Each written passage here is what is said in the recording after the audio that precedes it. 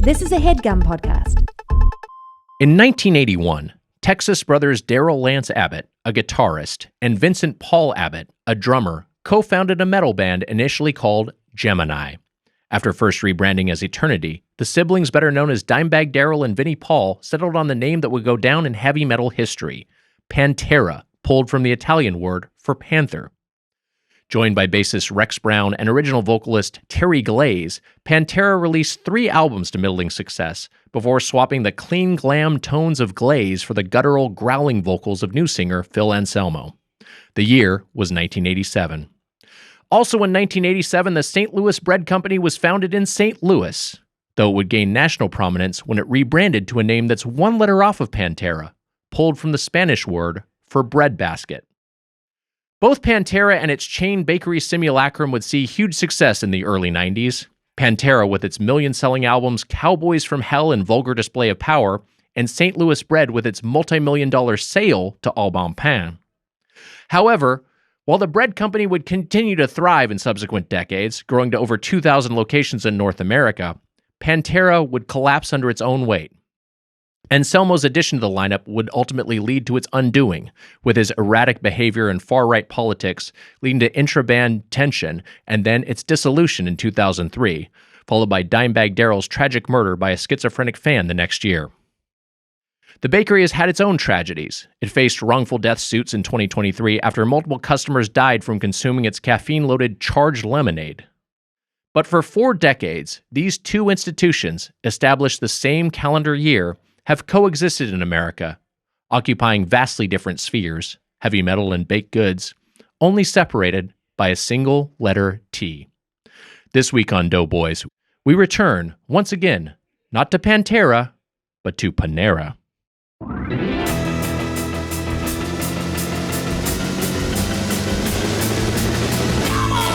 It's the Doughboys!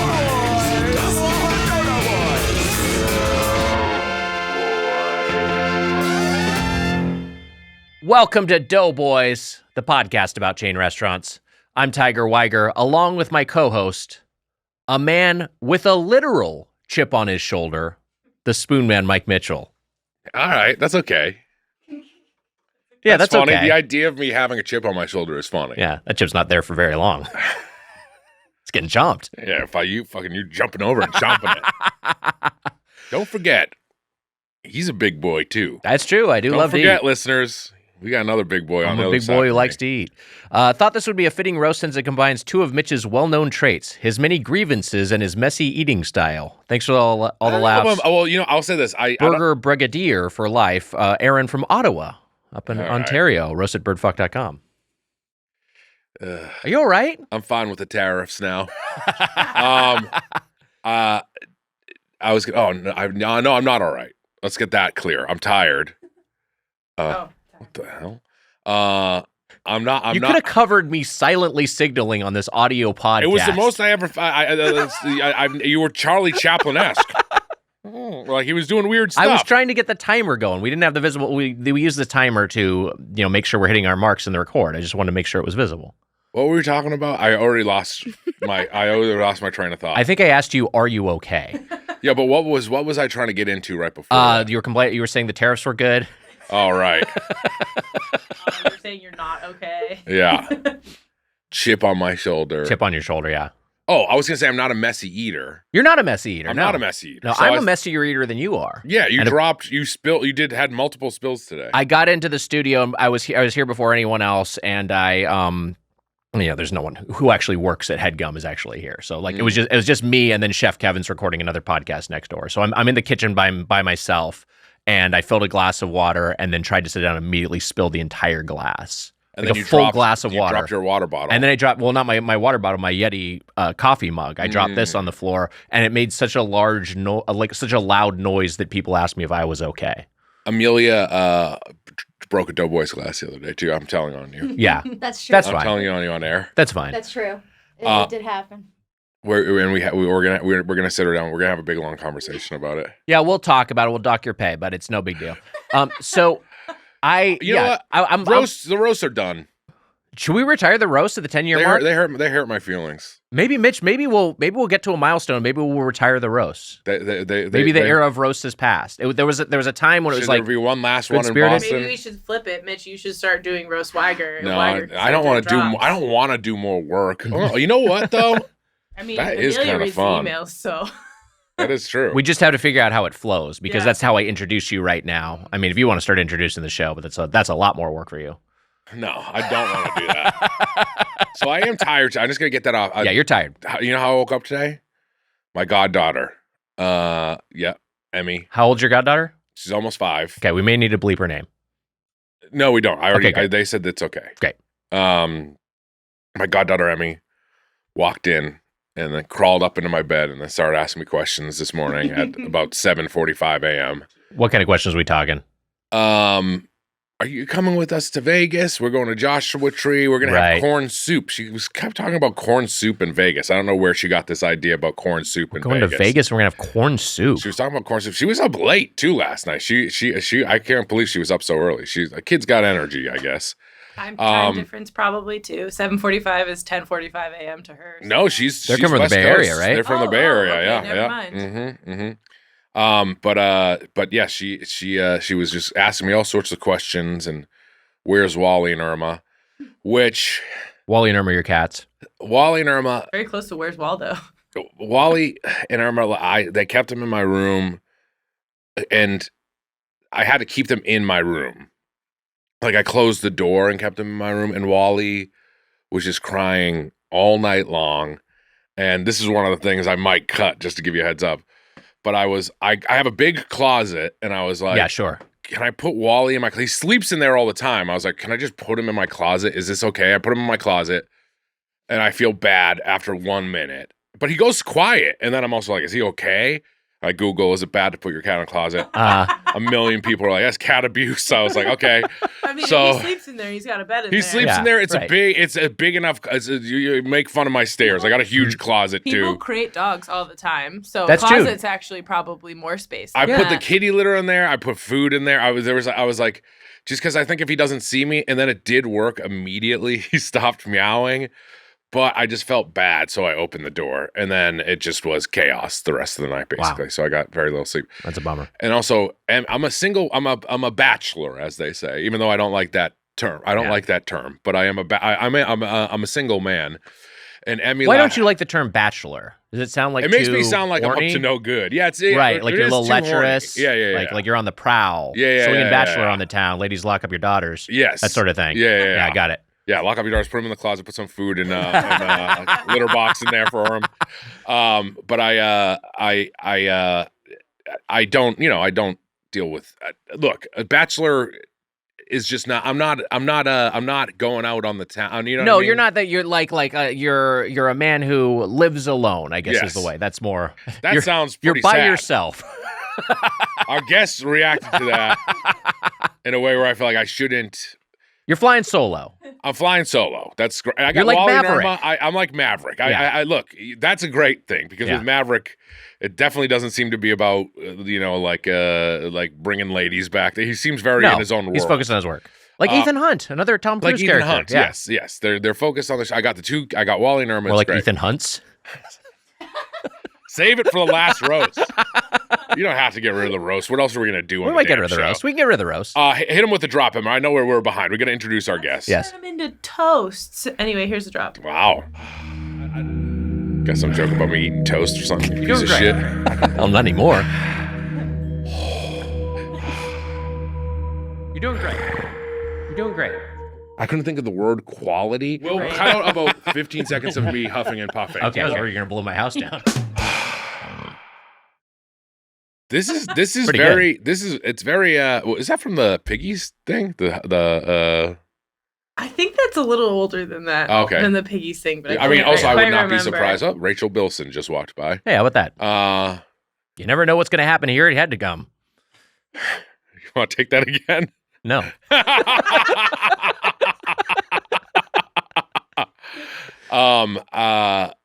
Yeah, it's funny. You see more and more famous, good-looking people and less schlubby podcasters walking through the door here at Headgum. Pretty soon our studio is gonna be a closet. Shove the Doughboys in there. They're looking through the window. They're like, they're using the litter box already. Fuck, immediately. Okay. Winter breath drop. Longtime listener, first time dropper. Here's a chilly drop for the winter season. Zach. Okay. He gave his last name. Should I say it? Yeah. Or Zach Zweffler. Okay. Anyways. Not a very seasonal drop, I will say. No, but it works for today because It works for today. I am tired. Yeah. Also, I just want to say this quickly. Yeah.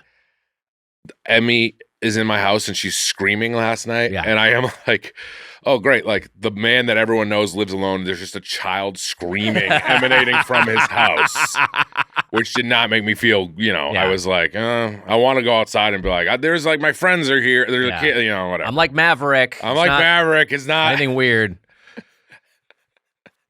Mitch, we got to drops at birdfucker.com. We got to introduce our guests, but you mentioned corn soup in Vegas. That's what Emmy is looking for. Don't even tell me that there is corn soup in Vegas. I looked it up. I was like, are there places known for sweet corn in Vegas? Joël Robuchon, which I think is like the most expensive restaurant in the city at the MGM Grand, has a sweet corn bisque on its tasting menu. And then Estetario Miloš, I butchered the pronunciation, I'm sure, but I've actually been to this restaurant. Wow. And they have a corn soup as part of a seasonal course. But another option that came up, Today's Chain, which has several locations in Vegas. Wow. And is known for its summer corn chowder. Did Emmy know we're talking about Panera? I would hope she never would know about the podcast. Yeah. I'll never let her know.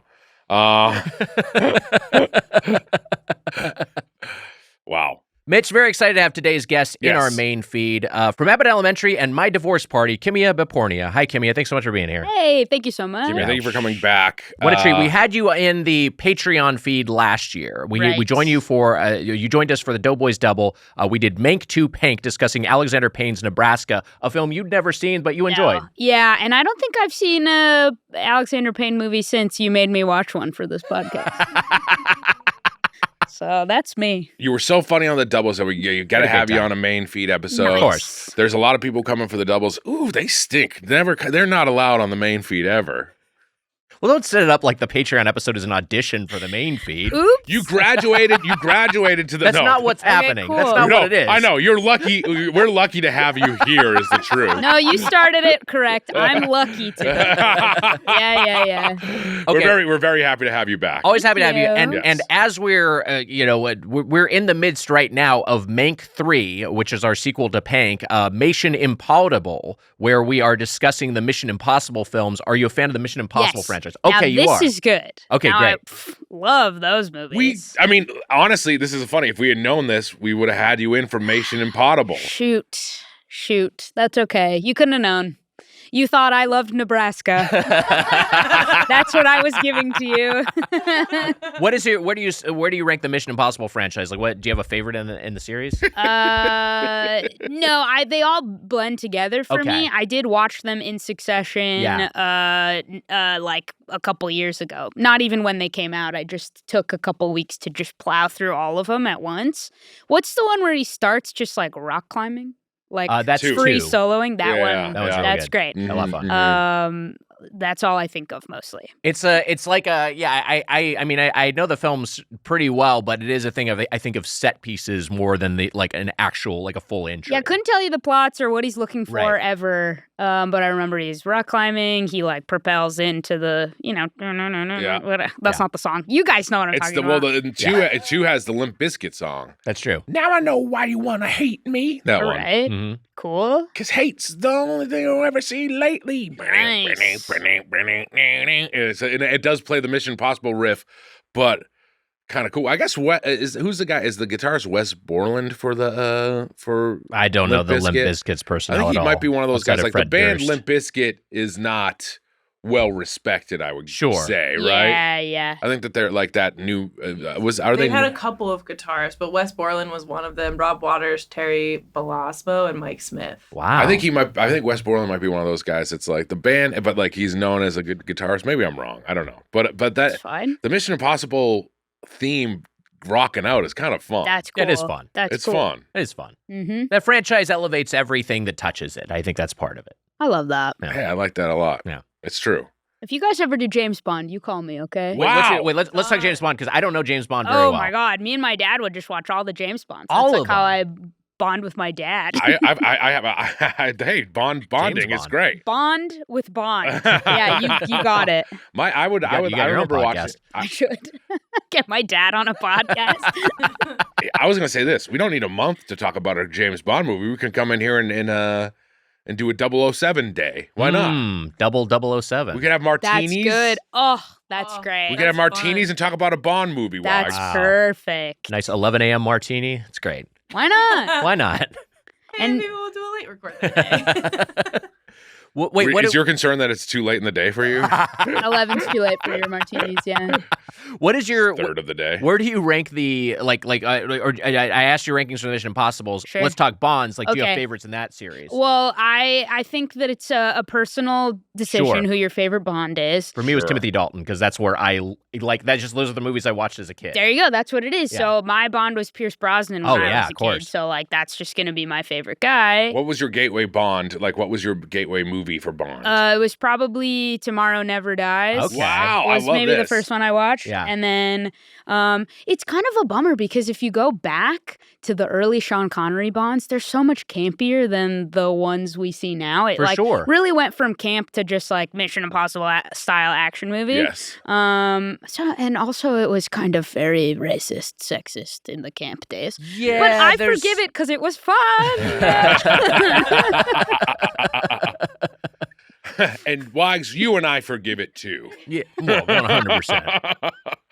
I loved some of those early kind of.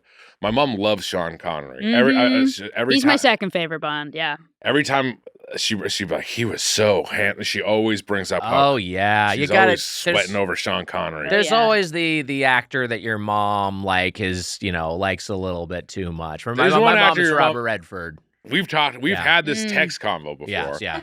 There's the horny mom actor that the moms are like, ooh, they do that they Yes, fan yeah, yeah, themselves and I it's Sean. think if my mom has one of these, I can't think of my mom's horny actor. We're at the point now where some of these stars that we knew in their prime are now aging into that demographic where it'll be like a mom, but she'll be like, ooh, Russell Crowe, or Denzel Washington, and well, these guys are, you know what, they were prime hunks at a time, but now they're maybe a little bit older. I watched Prime Hunk. Actually, I mean 1975. I don't know how old he was. Probably 30 years old or something, right? Or no, maybe a little older than that. But The Man Who Would Be King. My mom was like, I want to watch The Man Who Would Be King. Okay. We watched it together. John Huston movie. Yeah. And he looked pretty damn good. Dang. Yeah. Mom and son had a little. We were both. You're like, woo, Yeah. that's nice. When you can both agree on the horny actor, that's good. She's Houston, hitting we me with don't the have a paper. problem.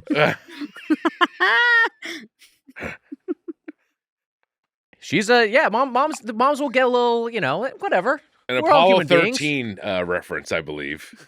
Was that what that is? Yes, yeah. Houston, we have a problem. That's it. Look, I'm going to say this. I like that you brought it back. I like that you referenced it. Houston, we don't have a problem. Uh-huh. Because it was a thing when we were younger. I feel like I heard that phrase a lot. You All heard it the a lot. time. It was because it was in the movie, but it was also a real thing that I believe was said Yeah. to Mission Control. And there'd be like funny kid on the play yard like, Houston, we have a problem. And Oh, run off. we were And saying that that kid's all the pretty funny. time. yeah, for sure. Well, there's the Jim Carrey kid, and then there was the Apollo 13 kid. Were you either of those or no? Well, I've told you before that Oh, I knew yeah. a kid who became a Tim the Tool Man, switched schools, and then became a Tim the Tool Man Taylor kid, and had everyone was just like, this kid is crushing. He's Oh so my popular in God. his new school. His Everyone loves his name Tool is Man. funny. What is it? Matt the Tool Man. Matt the Tool Man. Yes. He was just going Okay. around doing "Ooh," all the time, and everyone loved it. Wow. Yeah. It was so easy to be a kid back then. I know. This new school, because weren't you guys just like, Matt's like, whatever? And Yeah, then he's like, it's whatever. He's fine. yeah. And And then the he goes to new school is super popular because he Oh, just figures man. something out. He's made a strong choice. That's all it takes. The Austin Powers. Yeah, Austin Powers kid was a There big it one. is. Yeah. Austin Powers was, I remember playing baseball. I played International League Baseball, no big deal. Very cool. I hit the game-winning double, no big deal. Whoa. That is a big deal. I'd Yeah. say that's a big deal. I played till I was like 16. It was my best sport. I should have continued baseball. But You must have been a power hitter. Oh yeah, baby. Because I've seen you at we've been to the bowling alley together, and I nickname you Pure Power because you're just throwing strikes. Whoa. I get made fun of for how unathletic I am in Quincy, so I can't imagine what would happen if you were there. I was like, baseball was my good sport, and then me, Micus, and Wu went to the batting cages drunk one night at Boston Bowl, and I did not hit a single pitch. It was like one of these things where it was like, you'll be the guy who did it, and I was just like out of breath swinging at balls, and I didn't hit anything. It's harder as you get older. Of Batting course. cages. You always said you were drunk, so that's probably That's part also of it, true. yeah. That might be it. Yeah, you know what? I think Kimia maybe figured it You know out. what? I think I figured it out. You figure it out. Batting cages are hard. You ever been to the batting cages? Yes, I tried playing softball for one season, and we did as a team go to the batting cages. The ones at Castle Park. Okay. Oh man. I don't think I hit one. Yeah, it's tricky. They can be I not don't know easy. what I'm doing. Yeah. I would like to go back to the batting cage. It's fun. You I'm know- trying to be a golfer. I've told you this, and I haven't made any steps to become one. But You should play the Persona games, or you should play the Yakuza games because they got batting cages in both of those. I don't know if I'm gonna be honest with you. I don't know if it's gonna help me at all. It's fun though. I had a game-winning double wise, but Yeah. also, I didn't like the high school coach, so I didn't play it. But all the kids on that team, I played up till I was like 15 or 16. Around, I guess maybe when Austin Powers 2 came out, maybe. But they all were quoting Austin Powers. Right. So that this is the era somewhat we're progressing from yeah, baby, yeah to get in my belly. To get in my belly, Yeah, yes. And sure. now I'm almost like that brings back like a visceral memory of like, oh, like they were saying get in my belly. So definitely Austin Powers 2, The Spy Who Shagged Me. Yeah. But I for that reason I like didn't like Austin Powers as much then. And then when I saw I think I didn't even see it until it was out of theaters or something. And now when I watch Austin Powers 2, I'm like, it's so good. It was just like, like the little dweebs were like quoting it, and they're not as funny as Austin. Totally. It's like the apex of success is in comedy is you make something so ubiquitous that it's quoted so often that it stops being funny. Yes. Something like Borat or Anchorman or Austin Powers. It's just like it becomes such a big thing that it becomes annoying. Yeah. But like For us, is it wow? It's not. And wow was so funny when we were saying it. For us, it's nothing. Yeah. There's Doughboys isn't like that.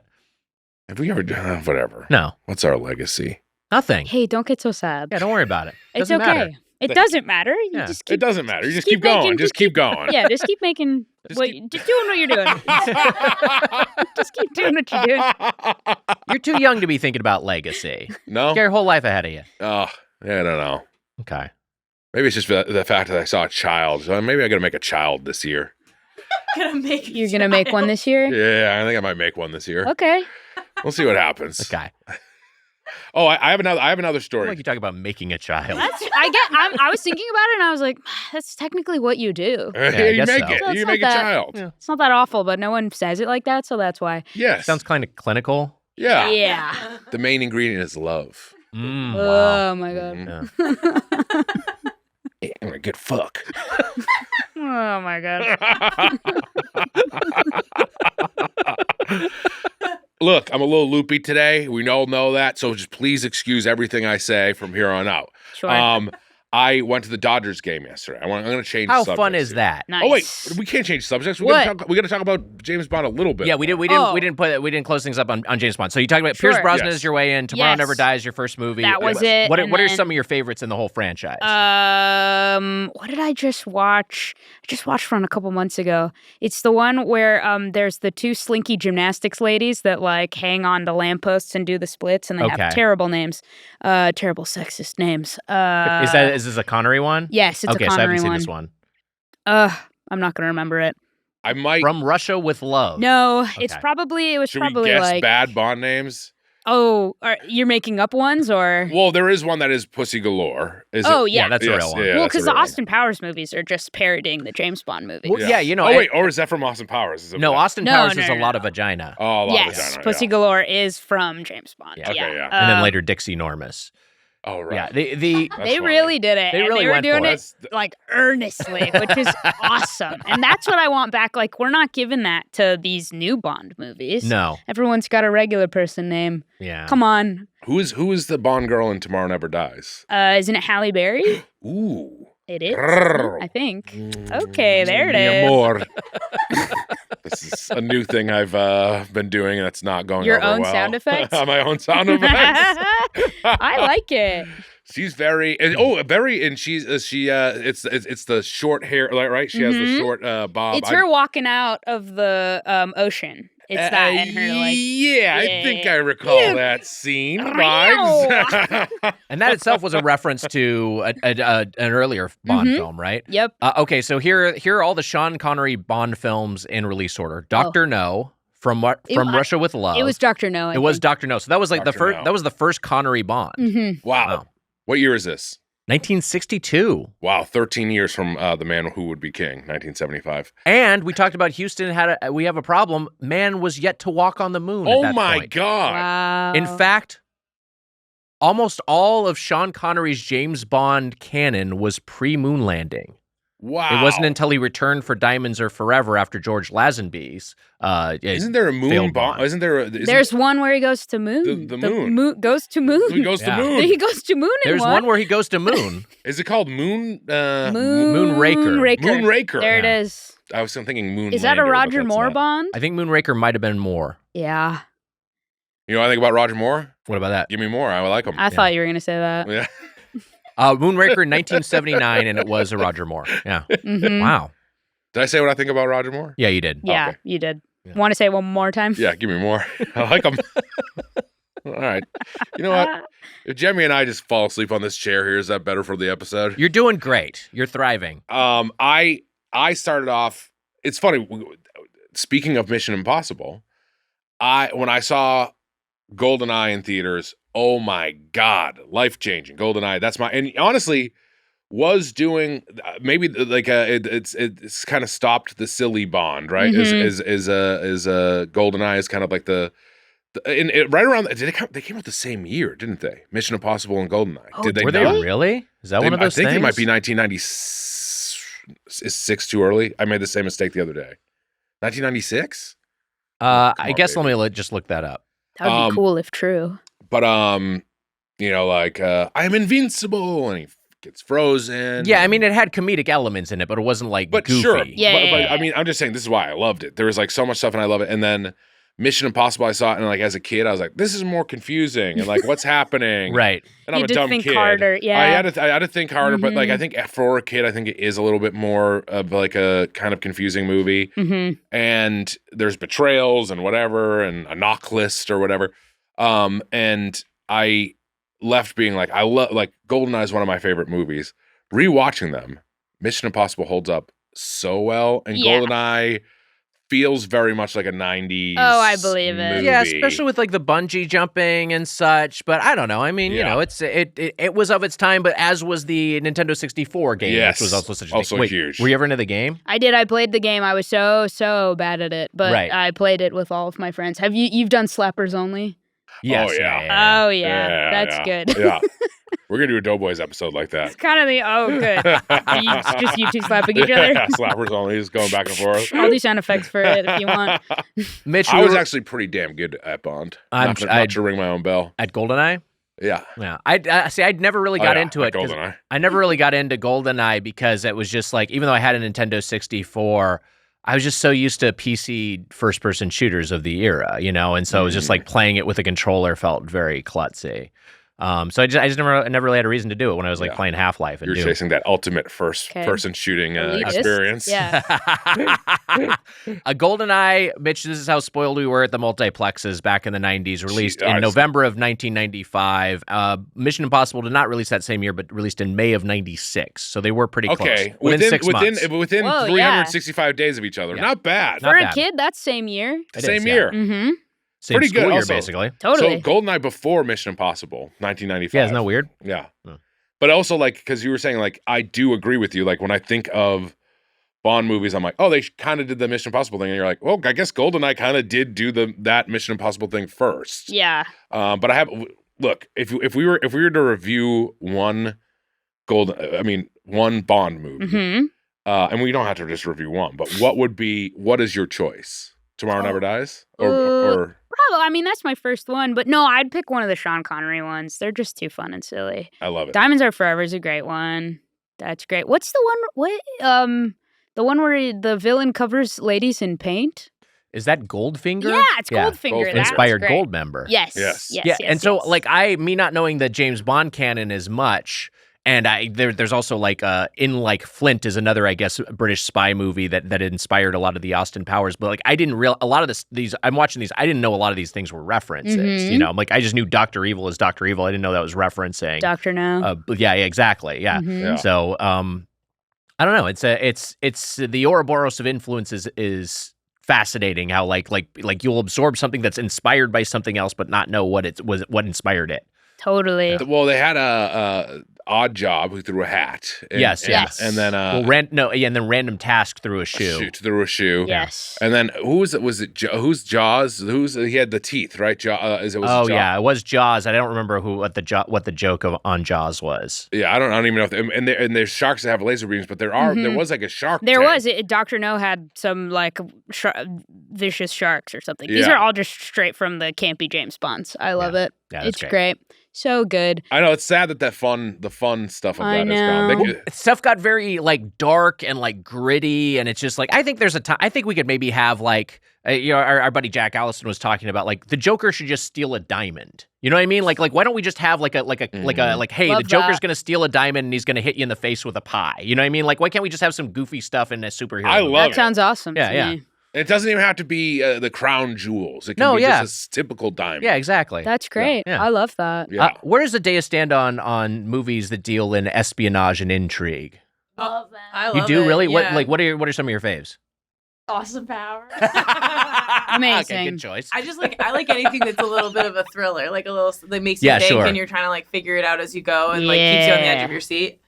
The Oceans movies. Oh, yeah, those are sure, fun. Ocean's movies are fun. I've really been enjoying the Mission Impossibles lately. Like, Yeah, just, those are like, really kind of fun. glued into those. So, like, really anything that makes you go, oh my god, the whole time. I'm like Mhm. here for it. And a good villain is good. Yeah. Oh, yeah. You need good villains in that. That's where the Bond movies have good, freaky villains. Yes, Yeah. for sure. I'm Yeah, you're waiting right. for a lady villain. I'm waiting. Whoa. Got Have a they not list. done that?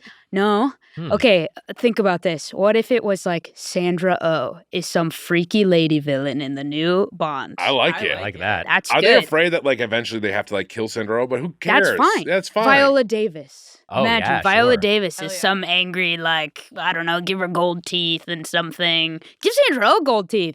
Give any of them gold teeth. I think this is and fun. make them a Bond villain. Yeah, they can like Jaws. They can bite something. I don't know. You It's just fun. let him go crazy. What we let Rami Malek do whatever in that last one. Didn't Oh, love that. right, It was yeah. fine. It's like Right. fine. Yeah. But yeah. The last one was a little wonky. I did not like the latest Bond. You Yeah. get too complicated.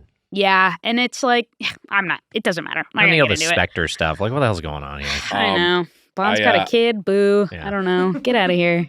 I got an audition for the new Bond. Oh, really? Yeah, Did you What's really? the role? Bond. You're gonna be James Bond? I'm reading for You're Bond. reading for James Bond. Yeah, Okay, yeah, it'd be an yeah. interesting You choice. messing with me? No, messing with me? no. This is real. Don't mess with me. Do you want me to tell you the first line of the audition? Yeah, sure. Bond, James Bond. Okay, he's messing with Wow. me. He got me. He got me good. Look, I'll earnestly Sounds believe that legit. crew would I have will been tell so pumped. I will tell you this: I will never get called in to read for the role of James. You Bond. never know. What if somebody's being cool and fun and making like a fun, good version of Bond, something surprising? Wow. This is the nicest thing anyone's ever said. To I would me. love here to for see it. that. I'd love Mitch to as see that. Bond. Take down evil Sandra Oh. With You her gold could. teeth. Do Wait I- a minute now. I should just write a Bond. Yeah, you should do it. Hold on a second. Mitch They is finally- my Bond, and then there's- Sandra Oh. There's women villains, and then I come and I'm like, just like fucking yeah. killing. I don't know. I don't know. No, about you this. can outsmart them without killing them. Don't Okay, worry, all right. I'll write the script. It'll be fine. It's weirdly the perfect time for James Bond to be a big fat idiot who hates women. It's like the movie would be a Oh, sensation. you're so right. I get greenlit so fast. Yeah. Why a big fat idiot? What made me turn Bond into a big fat idiot, I wonder. The roasts continue, I guess.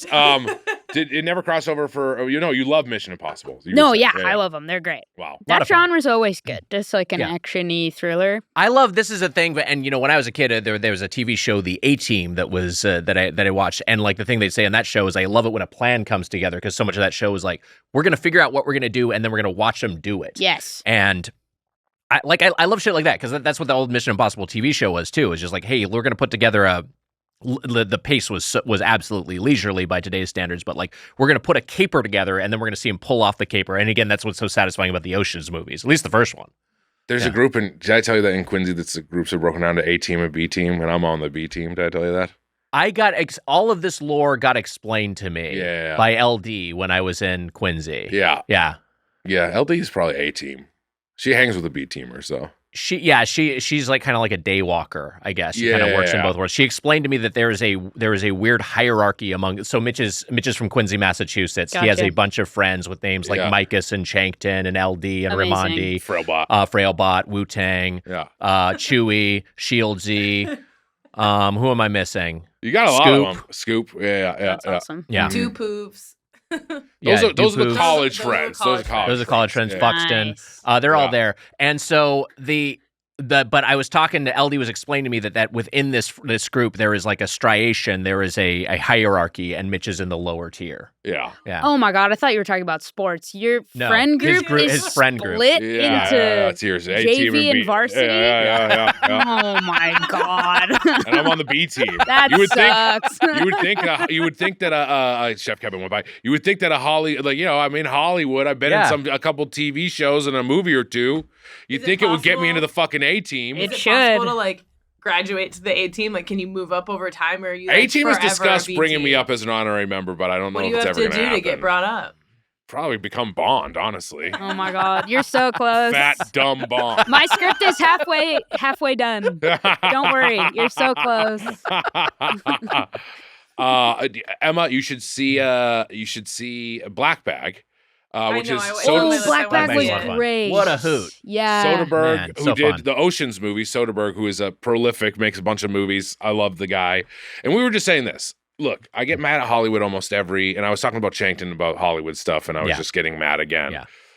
But that idea of like, hey, instead of making like a $200 million movie and trying to make a franchise, why don't you make 20 $10 million movies? Ugh, please. Or 10 $20 million movies Please. or anything like that. It's like so many studios now just like gamble on a big franchise thing. Movies don't get made.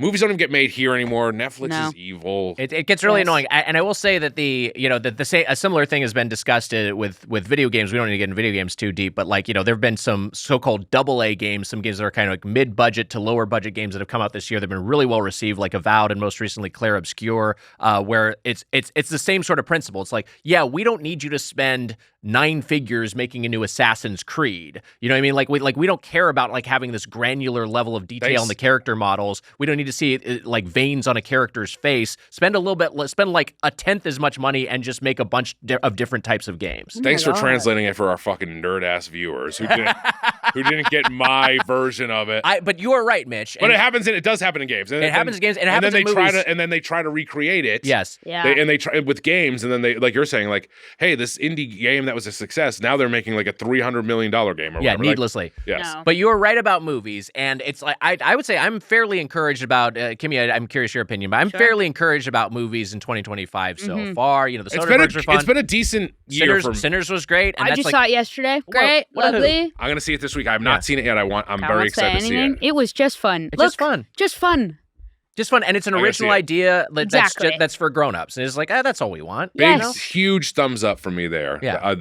like you know what it's about? Or no, nothing? Vampires. That's all I was going to say. Yeah. Come on. It's so easy. Yeah. That's all we want to see.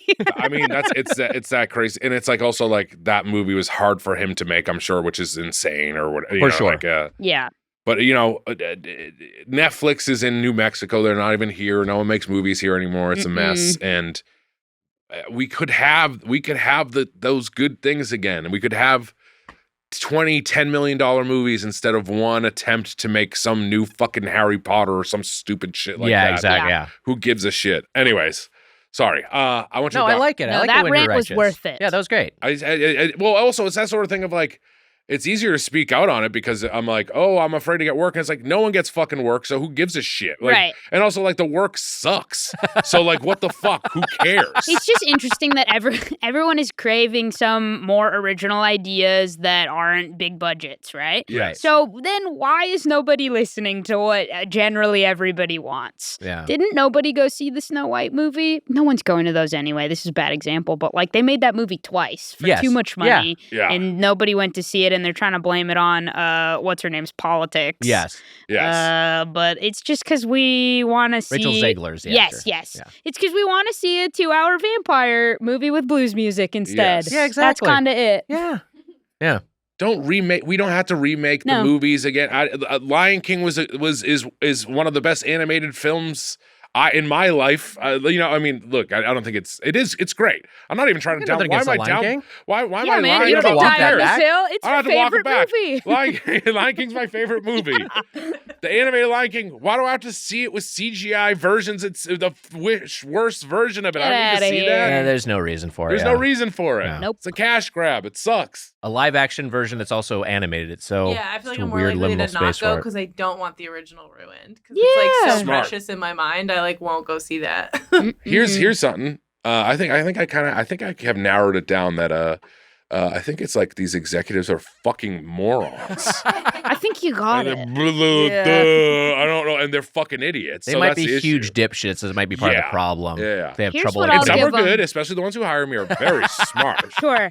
I will say they're probably scared, right? They're Yeah. like, this thing that already worked, we'll remake it because it works, right? And it's like, I just wish they'd be less scared. Part of what's broken about the industry is if you're in that line of work, if you're on that side of production, your number one priority is job preservation. Mhm. And so you're like, if you take a risk and it doesn't pay off, it's just like you're just fucked. Yeah. Versus if you do something safe and it doesn't pay off, you can point at things like, well, you know, the marketplace, like you can point at some, like, at least I didn't make the mistake of taking a risk on my end. Right. It incentivizes what we're seeing now, which is just an unending, run of MCU movies and such. Which is also, I mean, that's like so much as streaming is like we throw spaghetti at the wall and we pay people shit like poorly, and then when there's one hit, we take credit for that hit, and everything that doesn't work, we don't really have to take the fall for it. But then we're Yeah. so fucking dumb. Mhm. I'm speaking as an executive here. Like, we're so fucking dumb All right, so that we you're don't you're like Ted realize. Sarandos right now. Okay, great. Got Yeah, it. we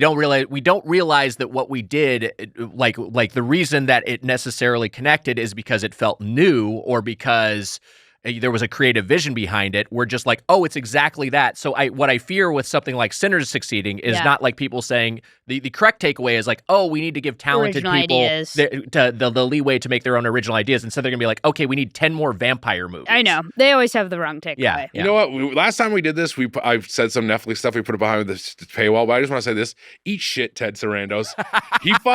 And I'm not fucking editing this out. He put this thing about how he's like the future is like no more movie theaters. Yeah, The he's fu- very anti-movie theater. It's a and real I'm bummer. like, fuck you, you dumb fucking idiot. He's- First of all, you don't even make movies in Hollywood. You're not in Hollywood. You're in New Mexico, you piece of shit. You're not in Hollywood. Get You him. took the industry away. Thousands upon thousands of people have lost their jobs. The working class in Hollywood is fucking gone, and it's people like you's fault. So fuck you. Got Can I him. also just say, I don't like how you look. Yeah, you don't look like like looking at your shit, face. you I don't big know what he looks redheaded like. bald fuck. Oh, really? He's That's not it? bald, but still. big Redheaded and fucking bald? fuck.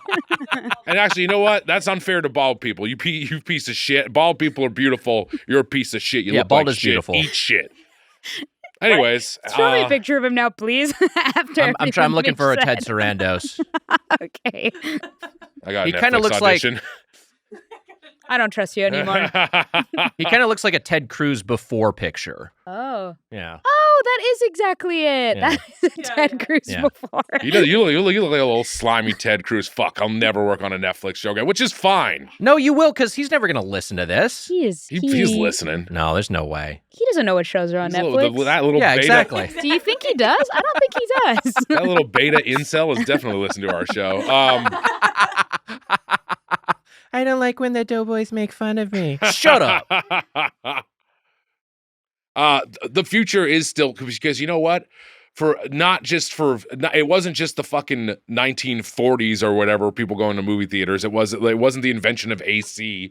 Everyone has the theater going experience and watching some performance. Maybe it was, it was people on stage, but that's existed for Totally. thousands of years. Can't get Why? rid of Since it. the era of the Colosseum, This- crowds were gathering to watch spectacle and mass. And guess It's a what? communal experience. Yeah, they were giving thumbs ups and thumbs down, or more accurately, they were giving a thumbs up and then covering their thumb There you go. to indicate if a gladiator should be felled. But yes, this was happening forever. Romulus was giving from Romulus to Ebert.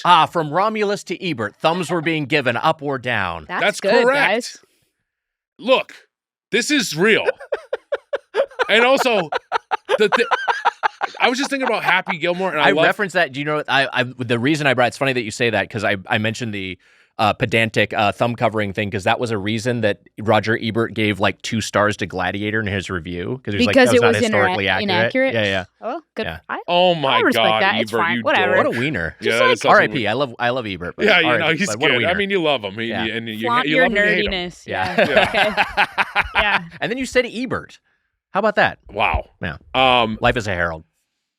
I don't know. Life sucks. I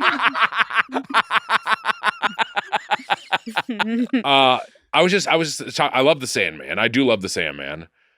I shouldn't go into my other thing, which is I won't go into it. Okay. I'm just gonna say this. You said before. Can I just say this? And Kimia was here for this. Yeah. You said before we started recording, it's like I may say some stuff that needs to be edited out. You came in a little bit. Do you know what's crazy? You did.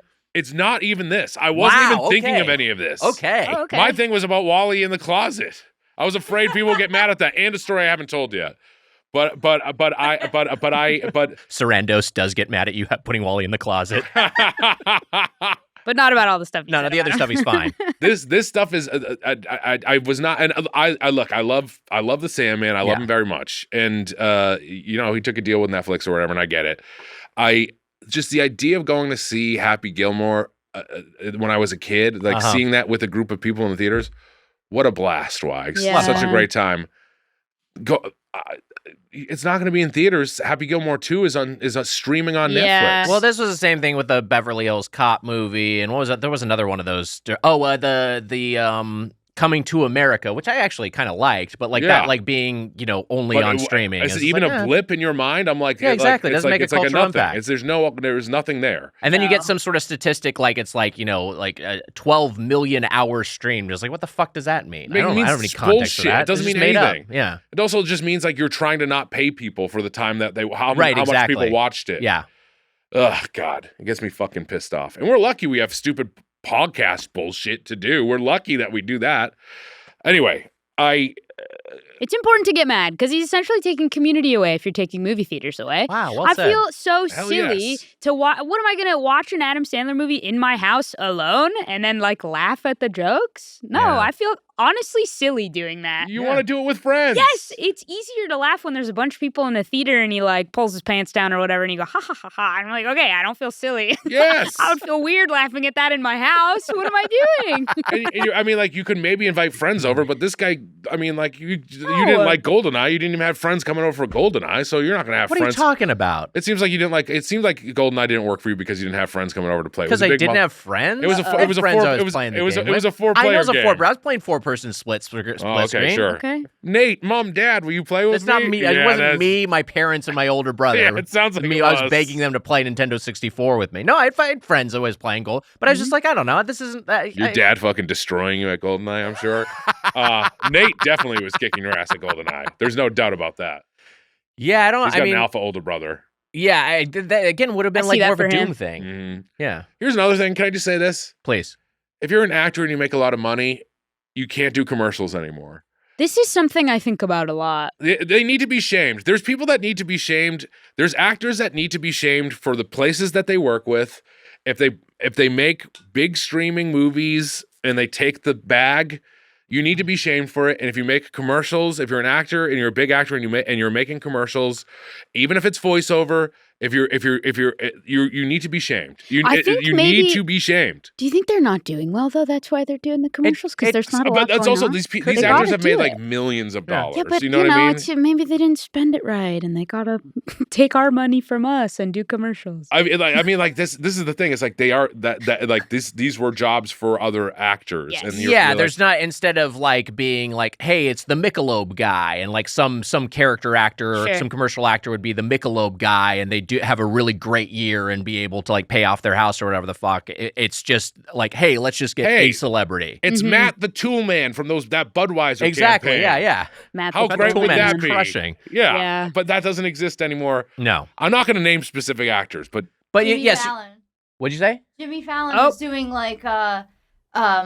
video. Those mobile games on your phone. Oh my God. He's doing a yeah. mobile game ad. He's doing a State He's doing a Farm lot of ad. them. He's got like a That's new show right. called On Brand that's just about I love brands, which is also like the name's a ripoff of, I mean, obviously not an explicit ripoff, I guess I got to say, so we don't get sued, of our friends John and Marissa's podcast On Brand. And it's just like, yeah, it's like, what isn't Jimmy, stop doing. Don't you just host the fucking You host the Tonight Show. You're Stop good. doing fucking Yeah, you're doing ads. fine. You got this. Yeah. Read Spend the time ads. with your family. But also, he's an easy guy to go after because no one Sure. likes him. Whereas there's a bunch of celebrities that people like that I are love currently you, doing Jimmy. commercials. We're watching the NBA playoffs, you and I, Mitch. Mm-hmm. We're seeing this all the time. Every ad break is just a different celebrity shilling something else. Mm-hmm.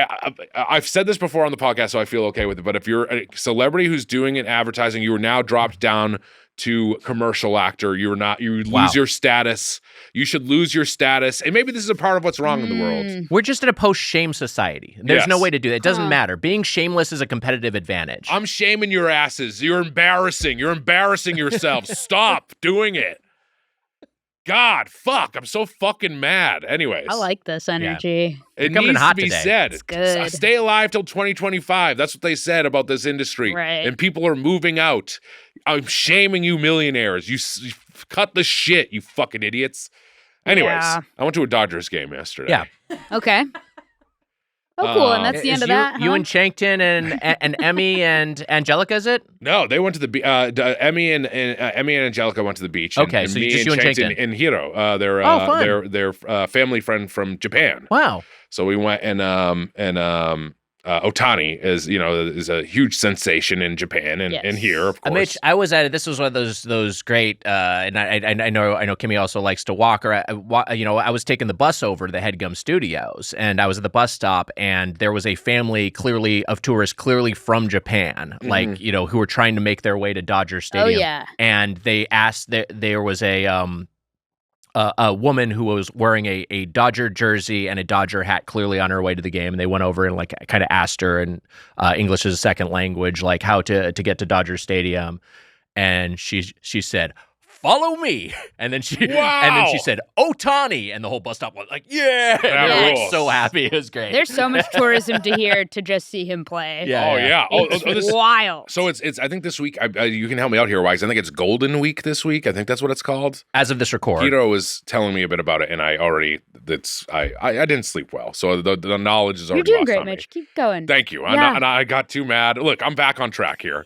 You're doing fine. We were Golden Week is a week of 4 national holidays and 7 days in Japan. Yeah, so Oh. this is a big travel week from Yeah. and there was a lot of Japanese tourists at the game, Mhm. and then there was a guy the Notani guy was in front of us. The guy who's like not Otani, it says Notani. Yeah. I never knew about that.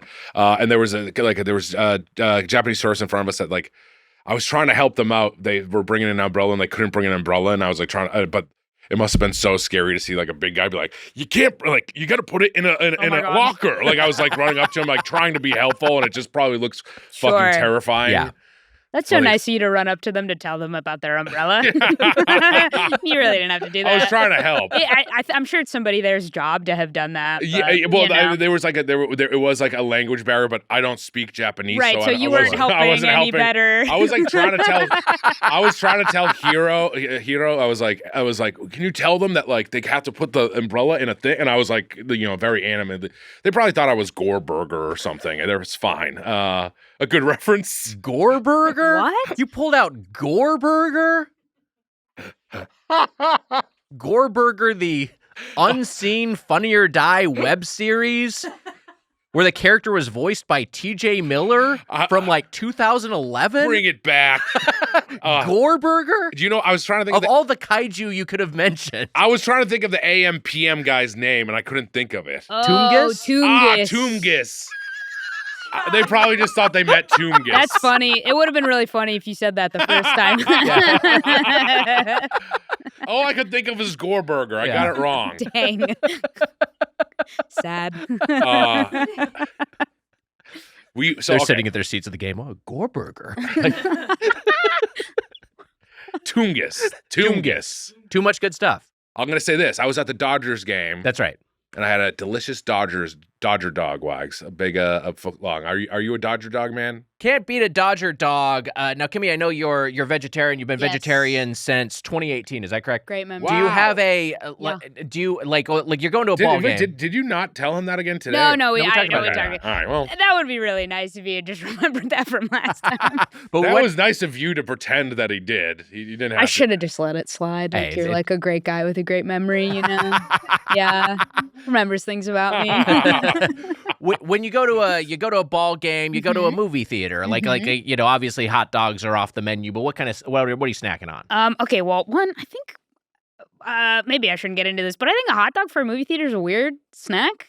Wow. Sorry. No, I don't No, think we're that's pissed. a crazy thing to say. Why are they there? I will eat a movie theater hot dog, but yes, it is a little strange. I think it is the thing that is the closest to a meal. To a you can meal, get. yeah. But a hot dog is like for outside in the sun, and then eating it in a movie theater is like inside in the dark. Wow. I don't think that's right. I've never actually thought of this way, but No, that's right. No, I do that's think like fair. a hot dog on a roller though is like such a. I think like when movie theaters started, popcorn or like popcorn It's is obviously the big one. popcorn. Popcorn is the big one, of course. The hot dog on a roller, I think of a convenience store, which again you grab and you go outside, and you're Yeah. outside and you're in the sun and you eat a hot dog. Anyways, you asked me a different question, No, and I went in on hot dogs at the No, movie theater. That's okay. I I like love this. I think this is a thing we should drill down because like we know people would talk to death about whether a hot dog is a sandwich, but this is an interesting idea. Is a hot dog an outdoor food? I think it is. It It's might like be an outdoor barbecues, food. It's It is. summer, I'm going to say it's- this: it's a very outdoor food. Can Yeah. it not be indoors though? Well, is the but question. the thing is, like, the thing about it,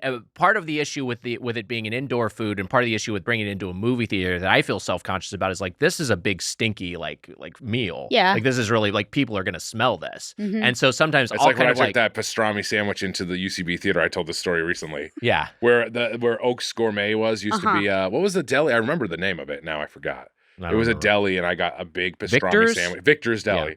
And I got a big pastrami sandwich, just eating it in the theater. And it's like, Yeah. you don't do that. You can't do No. that. People can smell it throughout and I realized that as I was doing it. I was like 22 years old or something. I saw someone bring Panda Express on a plane once. I was like, I sat hey, next come to on. someone who did that. Yeah, you can't. Yeah, do you that. can't Tough. do that. Yeah, And so pastrami, a lot like hot dog, smells like hot dogs. it's true. It's very smelly. So is it an outdoor food? It might. I might think be it with is. you. That might be its place. But Yeah. you know what? Two SoCal lifers here. Okay. That's true. Yeah. I am a Boston boy. Okay. And we get our hot dogs with our Boston beans, Wags. And Wow. it's the wintertime, and we're boiling them indoors. We need And that's fine. I think eating it in the dark in the movie theaters is Okay, also that's bad. one- because a you're like step eating too it far. inside, but your Mhm. lights are on in your house and it's all right. It's okay. Okay. I think dark and camping is fine for hot dogs. Okay. Because you're outside at least. But I think if Yes. inside and dark, no hot dog. Wow. Okay, That's what that it feels is. like that feels like a line of demarcation. You can't be indoors while it's dark. Yeah. Mm-hmm. I'm Can fine I with just that. say this? Some of our listeners are probably going to be furious. That's okay. Sitting in a pitch You said black they're room angry eating a hot guys. You dog. said they're like kind of angry anyway. Yeah, no, like yeah, there's no 100%. winning, so I'm okay to share They this. also might be mad at stuff I said being mean to actors. Who knows what they'll be mad. They might be mad that I was okay. mean to Ted Sarandos. You can never tell what will happen with them. You just can't win. That's huh? what I love about podcasting is you try to anticipate what the freaks are going to whine about. Yes. And you're always wrong. Yes. It's always something you weren't even thinking about. No. It's like, oh, they're mad about that. Yeah, it's something Okay, new. all Yeah. right. Oh, Well, shit. How about that? Yeah. Like, oh, we better edit this thing out because they're going to be mad about it. Then we do it. And then something we leave in that we thought was innocuous, everyone's mad about. Can't win. You can't win. You know what I liked? I liked that Bill Burr spiel that he gave to the reporter was like, That was what do a you lot of think of fun. this thing? And he's like, it's not my job to tell you. That used to be the people in the news's job. And also you could like, we're dumb. We're idiots. Yes. We're both idiots. Yeah. You're dumb too. You're pretty stupid. I'm didn't dumb. say it was smart. You can call me dumb. I'm dumb too. Yeah, I'm All very three dumb. of us here We're are dumb. dumb. Yeah. Mm-hmm. What do you want from us? People think I'm smart because I have like a large vocabulary, but I'm fucking dumb as shit. I don't know Your anything. vocabulary's fucking teeny tiny. Fucking micro vocab over there.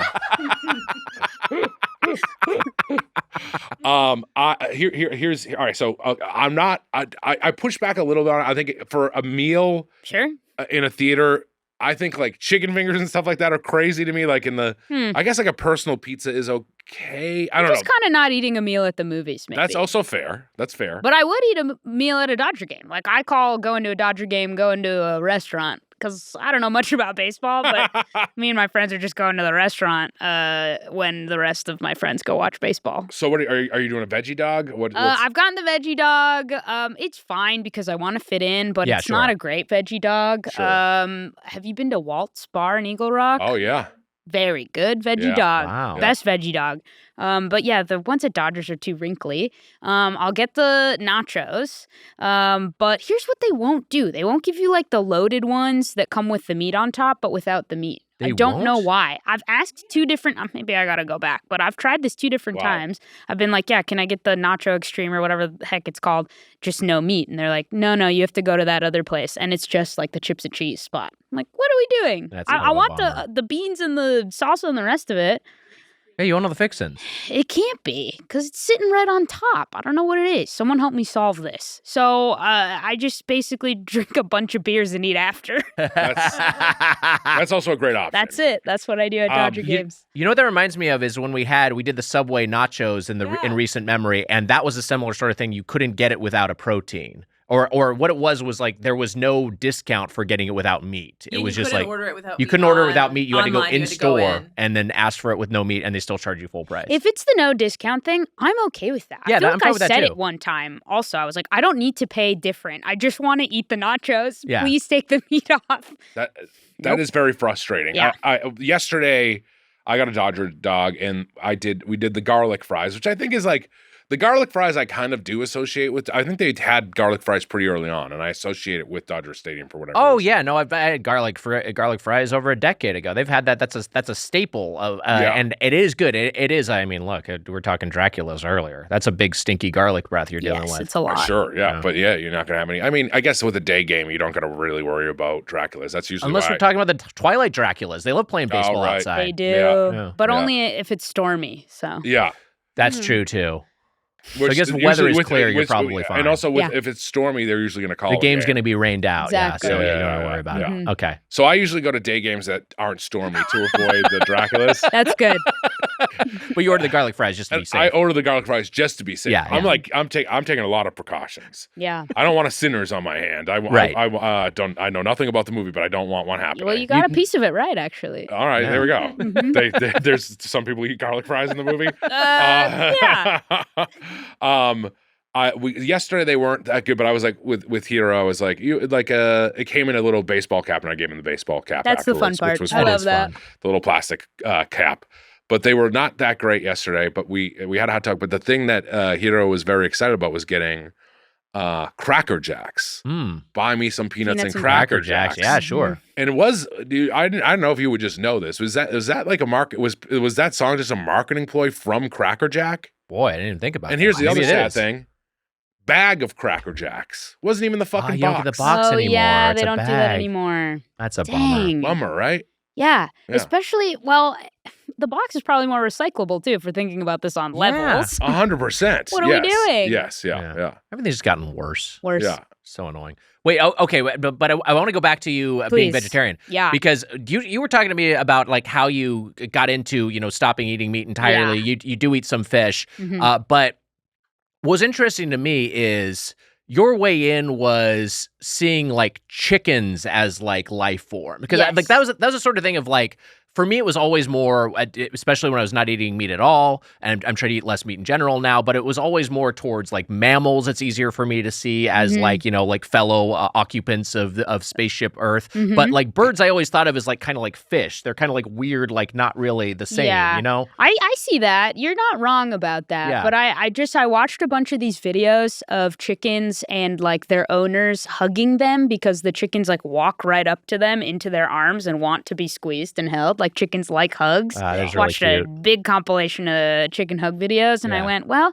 I was kind of only eating chicken at the time, no red meat, no whatever. And so I was like, well, I can stop eating these chickens. They seem sweet. Did the farmers put the chicken in the closet with the litter box or no? You know what? You keep bringing this up, and I want to relieve you of some guilt because it is like dogs like to be created because they like their own space, and animals like alone time. So you probably gave your cat some peace putting him in the closet. It was was crazy second. that it worked almost immediately, and then I did just feel bad, and like I said, I opened the door. But it was crazy that it worked almost immediately. I was like, is it just because he's not seeing me and not like yelling at me to open the Maybe door? he was just relaxing. You put water in there. It's just like a nice little dark space to just chill for a second. So you're a good cat parent. You're doing great. I love my Wally and Irma very much. You really do. Isn't there also something about like you know you're safe because you're secure on all these sides, like nothing's gonna attack you? Totally. You know? Call. Right. Mm-hmm. Is Take Me Out to the Ball Game made by Big Cracker Jack? Now we just need to know. I guess I'll look it up and we can see if we can get any context back there at the producer's desk. I don't know.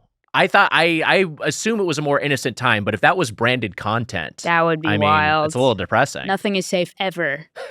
Dang. That's so sad. So you're you're looking at chickens. You're like, these things are cute. These things they have like some sort of emotional need. They just need to be held. And I'm like, okay, that's enough for me. And now I was telling you a little bit about this. If I travel, I'll get one meat meal because part of travel is experiencing the food of the place. Sure. But the only meat I won't eat still is a chicken. I've just sort of like imprinted on chickens as just I just won't eat them. That's nice because you know what? I think so many people do the opposite. So I think like what I was saying. It's just I feel like that is the kind of thing of like, oh well, I've heard people who are like vegetarian, like identify as vegetarian, but what they really mean is I don't eat red meat. You know, which is like. I don't know. I mean, we naturally have a hierarchy of life forms in terms of what we think is okay to consume and what we think isn't. Sure. But we're all fellow travelers on Spaceship Earth or whatever fucking weird thing you said. That's right. So Take Me Out to the Ball Game was written by Jack Norworth, who was inspired, interesting. Cracker Jack. Who was inspired to write it while riding a subway train and saw a sign that's about a baseball game. So I think Cracker Jacks were just a thing at baseball games, so he included it, and then it turned into great marketing. It's just observational, like art should be pure. Unless Wikipedia is wrong, but that's what I think it was. No, that sounds good. I mean, I guess this is like over 100 years ago, but like I don't know when it was, but also odd coincidence. His name is Jack. Yeah, sure. 1908. Funny. Wow. How about that? It's almost 120 years old. Wow. Whoa. But also, isn't it crazy? Just like a person to be like riding the subway and being like, take me out to figuring out, That's take amazing. me out to the ball game. You're just thinking about baseball, and you're like, that gives me an idea for a little tune. Wow. And you write it down. Take me out to the ball game. It's still sung to this day. How about that? What a legacy. Amazing. You could. You could? Well, maybe not in the studio. Maybe wait till you go. Maybe not. Do you notice that I was searching for something? Yeah, no, I did. I saw. Take me into the same tune. You're gonna have to think of a different tune. Take me to the bathroom.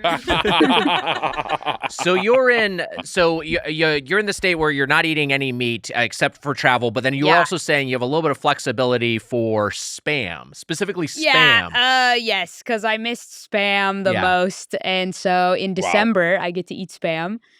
We call it Despamber in my house. And we go to Alhambra. We call it Alspambra. And we get Spam once a year just for fun. I think that this could turn into... this sounds like the beginning of Take Me Out to the Ball Game. You could start a movement on Alspambra and Despamber. And Despambra. Yeah. I think that Despamber and Alspambra. Like Doughboys theme month. I think that it does. There are a lot of spots out in Alhambra that have delicious Spam. You guys could do a whole theme thing. Wow. I'll let you have that. What is your, because I mean, I usually think of Spam in the context of like Hawaiian food or like a Spam musubi, but like what kind of, is that the kind of Spam that's you like? That's kind of it. Yeah. Or like just fried rice with Spam. Oh, sure. Yeah. Or a musubi. That's pretty much it. Yeah. I've never been to Hawaii. I'm gonna maybe go to Hawaii in that's fun. In August. I've told you a little bit about this, that my mom and sister and I might go to, and I'm very interested. I don't know what island to go to, or we don't know any of that stuff yet. But I'm excited to eat the food there. Try some it's Spam. So good. Yeah. Spam and just like pancakes, macadamia nut pancakes. Oh man. Good. It took me a while to try musubi, right? That's the But I was like Spam, and then I was like, I don't know how this works, because I think the idea of Spam right out of the can, which it seems like you probably do like. No. Okay. What? Out of the can? Hang on. Here's another thing you didn't know. I didn't grow up with it or anything. I just sort of like in my 20s had a musubi, spam musubi, which is, grilled, fried, salty, delicious, soy saucy. That's kind of all that got me into spam. Yeah. Because you can make spam that's not canned spam. You can just eat spam, but you can also you can prepare it. I mean, that's all. And I think but is it always from the can? It is, but is it always from the can? Yeah, it's a can. Yeah, it's a canned meat. Wow, it's always that. Yeah. I thought there was is there higher classes of spam or no? Is it all just spam? I don't think there's an elevated spam. I mean, spam is the brand. Yeah, spam is the brand. The brand of this canned meat. It's not like your friend group. Yeah, there's no. There's no A team, B team on the spam. Sorry. I want elevated spam. I think that's kind of good. You can elevate it in recipes. Sure. Okay. Yeah. That's nice. The way to do it. Mm-hmm. All right. I had no idea. I didn't know if there was with some fancy restaurants with musubi would be their version of spam or something. Yeah, I mean, I'm sure you can go to some, new American restaurant that has an elevated spam on their they can tasting their menu. own meat or something. Exactly, yeah. Sure. Or it's just some sort of, it's just pork product or something like that. Yeah. Mm-hmm. But yeah, I my first encounter with it, like you, but I was as a kid, it was my friend's mom had made spam musubi. And I was I didn't know what I was looking at. Yeah. I was looking at a hunk of spam. Like a sushi roll, but with spam in it, and I then I bit into it, and it was oh my god, this is transcendent. This is delicious. It's great. It's so funny. The only meat I miss is kind of not a meat at all. It was processed version. Yeah. I want to talk a little bit about walking because you're a big time walker. You walked here. Yeah. I love to walk. Mitch, you're a walker. Where do you like to walk? I am a walker. You're a walker. I mean, now it's the form of exercise I like the most. Is what and so Sus and I will do a lot of walks. Mm-hmm. I am lazy and still won't do it as much as I should, of course, but I like doing it, and I'm trying to do more of it. Yeah, it's that sort of thing of now as I lose a little bit of weight, I'm it's good to go out and walk around, and it's nice to. I just don't like the heat, and that is an issue in LA. Is walking in the heat. Yeah. Well, today's a great day for that. Today's what a beautiful nice day and cloudy. But yeah, in the summer you wouldn't want to walk around outside. Except I do like it. I love to steam on the streets and just walk around. You really are. If you're walking the reservoir or something like that, you're just in the sun. You're cooking, basically. The Silver Lake Reservoir here in LA for people outside of the city. You might remember from Under the Silver Lake if you watched that movie. Yes, good. Now everybody knows what it is because someone made a movie. That's nice. That's good. But I don't like to walk around the reservoir. I live really close to it, and it would be an easy walk. But what I like about walking is exploring different neighborhoods or sort of just walking the streets I normally drive by. And then you can go into different stores or get little sweet treats from different little coffee shops I never would stop by. So those are the kind of walks I like to do. They're very purposeful. I will go discover Boyle Heights. I will just walk around there and see what there is. I get bored walking around the reservoir because I'm I've done this 100 times. Yeah. So if I ever do go on a res walk, I'm okay, I'm listening to a podcast, I guess. But I feel the same way. Yeah. It's the reservoir. It's also a little hilly. There's things that I don't like. I like a walk, but I like a nice flat walk. Oh, great. Walk, yeah. You'd love this book, 10,000 Steps a Day in LA. It'll take you around different neighborhoods. Wow. Yeah, and just tell you a little bit of history about what you're looking at as you're walking, and it's kind of just a 4 to 5 mile little walk. Take you 1 to 2 hours. I love it. Mm-hmm. Our friend Alan McLeod has a walking podcast. Oh, the thing you were telling me last time. Molasses Boy. We went, and actually, since the last time we did our Patreon episode, Molasses Boy Alan and Eve Anderson and Gabrus and me, this is the thing Alan organized or was a part of organizing was the Great LA Walk, which was a 14-mile walk from USC campus to UCLA campus. I did that this year. What, you did that? The Great Los Angeles Walk. Wow. Yeah, this guy does it every year. No, I mean, there's a big group. It's a big crowd, to come out and do that. You guys made it all the way? Yeah. Yeah. A lot of fun. Super fun. And I went to UCLA. We went to UCLA. We did, yes. So that was really fun to go from boo USC to nice UCLA. I just want to say it's a bit of stolen valor, okay? Why is that? Because you don't have that UCLA diploma, and I think it's fucked up. Yeah, I didn't graduate, but I went. That's enough for me. Not enough for me. You need to walk. You need to take the tassel and put it over. Hey, that's Should still I go a back Bruin. to school? No, you're good. Maybe I'll go back. You can if you want. Please go back to school. You want me to go back to school? And can I come with you? Yeah. Hey, everybody, we're not going to get laid. Our version, that's from Caddyshack. I fucked up. I just realized. No, it was great. Our version of Back to School is that it's just boring. We still play fucking video games in your dorm, but I think you should. I think you should. You're going all the way back in a dorm and everything. Yeah. Oh, wow, yeah. All the way. I guess the other version is dating college people, which is also seems That's not probably- right. It's probably a thing you Let's should not stay do away that from. one. Yeah, I'd say no need to explore that. What do you do when you're doing a big long walk? And I imagine you're not doing a walk of that scope very regularly, but like when you're going on a longer walk, do you bring a water bottle? Do you bring any snacks? Great question. Yeah. I should bring a water bottle, but I don't because I like to have my hands free. Right. And it's kind of a nightmare because then what happens is just like an hour or two into the walk, I pull over to whatever convenience store and then I just chug a big water because I still don't want to hold it. Yeah. But I got to get water in. And then I just kind of do that periodically. And then I get tummy aches because I'm chugging water and then walking. Yeah.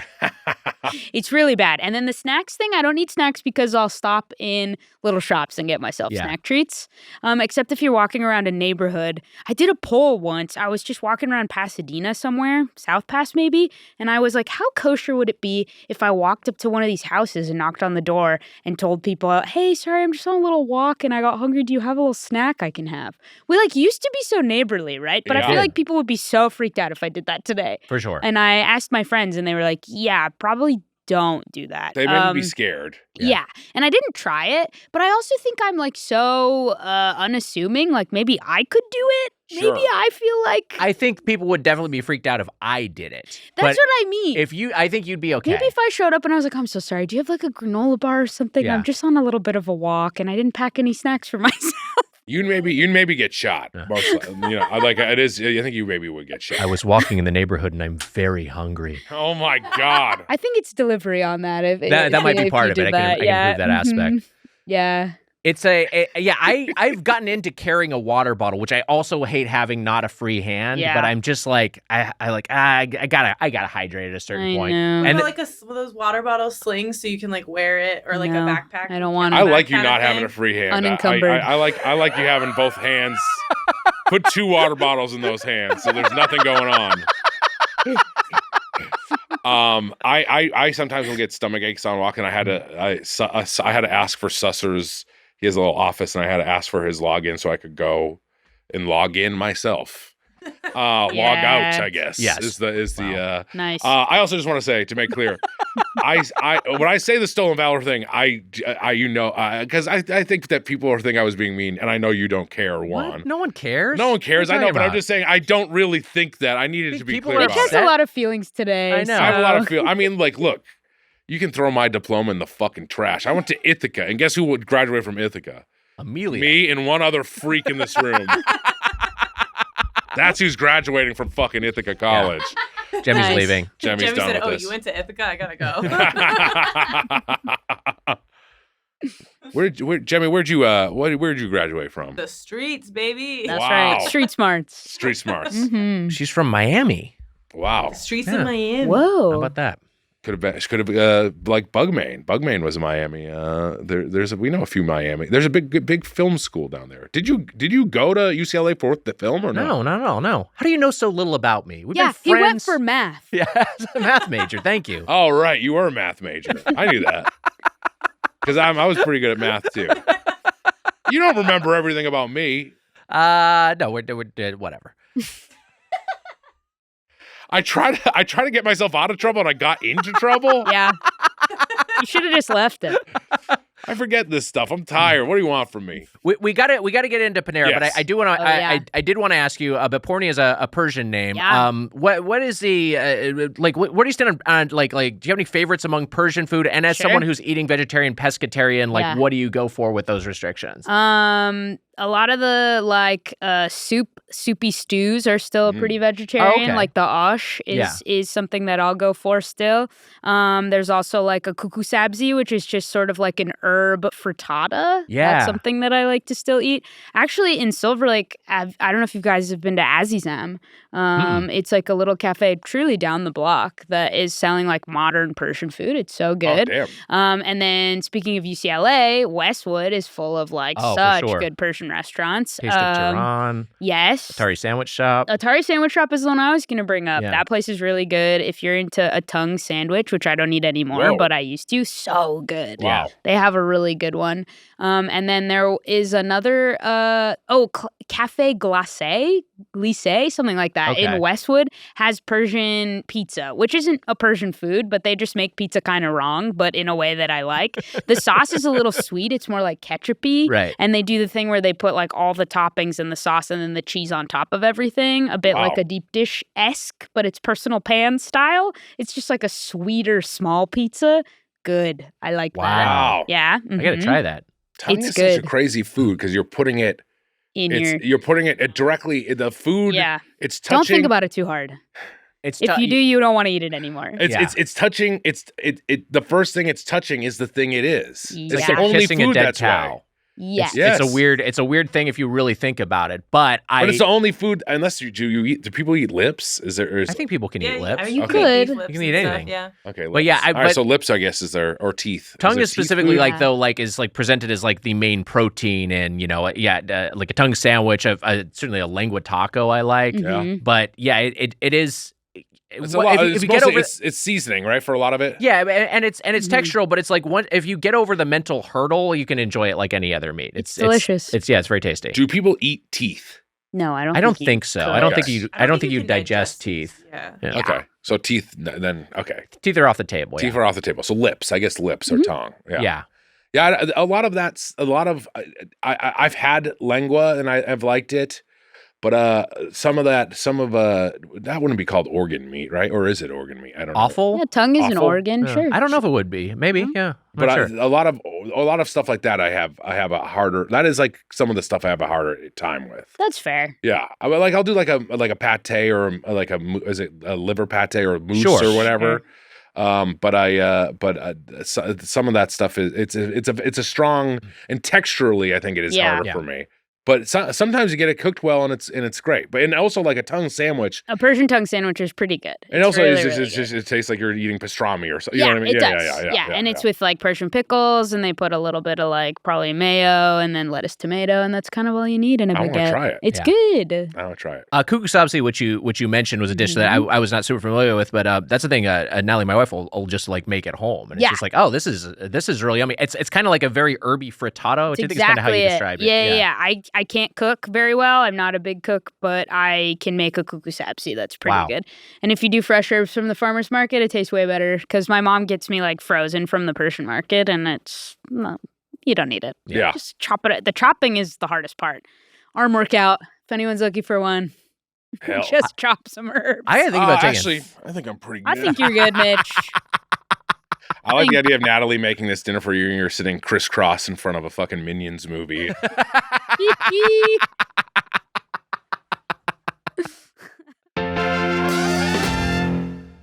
This show is sponsored by BetterHelp. Mitch, therapy can seem like a big investment, but the state of your mind is as important as your physical health. I agree with that, Wags. Yeah. And sometimes neither are doing too well for me.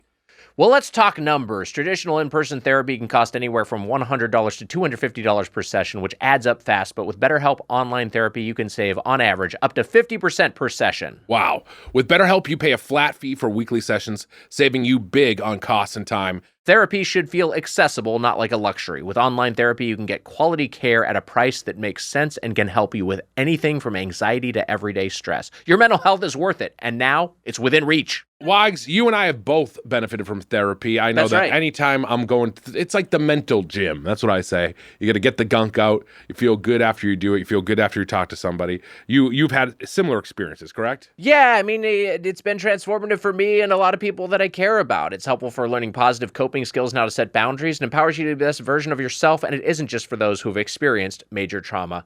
With over 30,000 therapists, BetterHelp is the world's largest online therapy platform, having served over 5 million people globally. It's convenient, too. You can join a session with the click of a button, helping you fit therapy into your busy life, plus switch therapists at any time. Your well-being is worth it. Visit BetterHelp.com/Doughboys today to get 10% off your first month. That's BetterHelp, HELP.com/Doughboys. Wow. Panera Bread was founded in 1980 as the St. Louis Bread Company in Kirkwood, Missouri. It was acquired by Au Bon Pain in 1993. They rebranded. I am a fan of Au Bon Pain. Mitch, I'll take you on a journey here. They rebranded St. Louis Bread Company as Panera in 1997, though in the St. Louis area it's still called St. Louis Bread. Now, you mentioned Au Bon Pain. This is one of those weird corporate things where in 1997, the Au Bon Pain Company sells Au Bon Pain to concentrate on Panera. So Au Bon Pain no longer owns Au Bon Pain. It just owns Panera. In 2017... Sacre bleu. That's wild. Isn't that weird? What? In 2017, it removed artificial preservatives, sweeteners, and colors from its menu, which is encouraging. Also in 2017... Panera did. Less encouraging. It was acquired by private equity firm JAB Holding Company. Jab Holding? Jab Holding. Now... Well, I'm watching a fucking boxing match.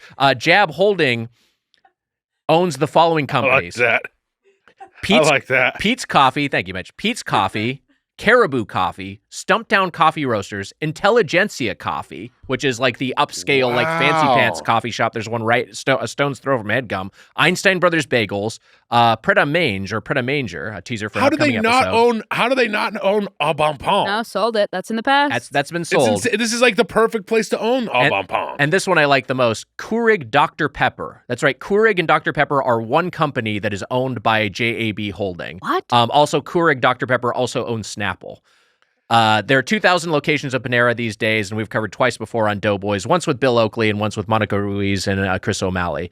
Yeah. I love those two. I love all three of those. Great past guest, great current guest. Kimia, I wanted to get your Panera thoughts going in because this is we pitched a few different options for you. You picked this one. I did. Panera to me, I was talking about this a little earlier. It's a study spot. Panera is a study spot. That's where I went in high school and college. If I had tests, I went with my friends and we sat at a table. We got pick twos and we took notes or we read notes and we made flashcards. That to me is what Panera is. It's just okay food, reliable. It's comfortable in there. They've got free Wi-Fi. No one's going to kick you out because no one cares. Did they used to have Pebble Ice? I have in my memory that they did. Wow. I feel like they changed up their ice at a certain point, but I don't remember specifically. The one I went to, I feel like definitely had Pebble Ice, and I was just refilling that green tea, iced tea, whatever, and we were just studying there. That's Panera. What I like about you are correct to point out that's part of its utility. What I like about Panera beyond yes, they tend to have reliable Wi-Fi and large footprints, versus a Starbucks or something. If I'm going to some other or one of these other coffee shops that they own, it's just sometimes there's 6 seats in here. Oh yeah, you can always find a spot at a Panera. Paneras are huge. Yeah, there's always a spot to hang out. Emma, you were saying that earlier, when you were in college, that was a spot for you, study spot for you. Yeah, there was one. I don't know if it's still there, right on the corner of Tremont in Boston, actually right near where we're going to be in a few weeks. And it was so easy to just go grab a salad and sit for 4.5 hours between classes. Totally. And there also wasn't as expensive as a lot of other restaurants in a city. You can get a Panera lunch at least then for $15 and it wasn't, and I could sit for 4 or 5 hours. They have a great rewards program too. I don't know if they still do. I was getting so much free stuff. And they always are baguette or apple, and sometimes if the people were nice, you could be give me both, and then I get an apple and a baguette, and I got a snack for later. Yeah. No, we got Chekhov's apples on the table here. Those are from Panera that we have yet to eat. We'll see if they get eaten before the episode is over. They also have Sip Club, which is $15 a month, and you get unlimited basic beverages. Our buddy Chef Kevin Mitch was telling us Chekhov's apples was telling us that they be fucked before the end of the episode. Jesus Christ. He was a Sip Club member. It's an old reference. Okay. Kevin, thank you for being a valued unlimited Sip Club member. For the past 11 months, you've enjoyed 48 cups with your annual subscription. That was from Kevin? That was from Kevin. Wait, what? Chef Kevin was consistently using the Sip Club, and he got a summary email from them showing how many cups he'd had in a calendar year. He said he'd had 30 of those loaded lemonades. Yes, he said 30 of them. I'm reading his text here. 30 of them were the charged lemonade until they said okay, this is killing people, so we've got to stop selling these. So he had those fatal charged lemonades back in the day. Yikes. So what part of the impetus for covering it for our revisit is the croissant toast sandwiches, which they launched in April as part of their It Just Meals Good campaign. They have a croque monsieur croissant toast and a fromage croissant toast. I'll read the copy for each of these. Black Forest ham, melty provolone and Asiago cheese, and a caramelized onion and Gruyere spread come together to make a ham and cheese sandwich that is completely reimagined. What's going on in the Black Forest that the piggies are so tasty? Melty, Mitch, I'm not sure. I don't know why Black Forest ham is given such prominence, but it is. Is the Black Forest in Germany? Is that where it is? Yeah, it is. Yeah. And then we have.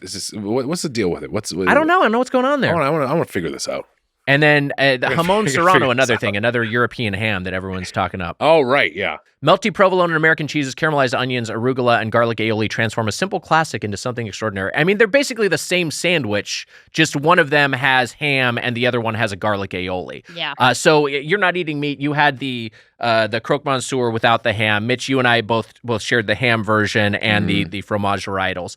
I'll let you start things off because I don't know if we were quite sure what to make of these. Yeah, well, I think you take a bite and you go, okay. Because it's a type of sandwich where you're like, is this good or is it just buttery bread and cheese, which is always base level good, right? So I don't know.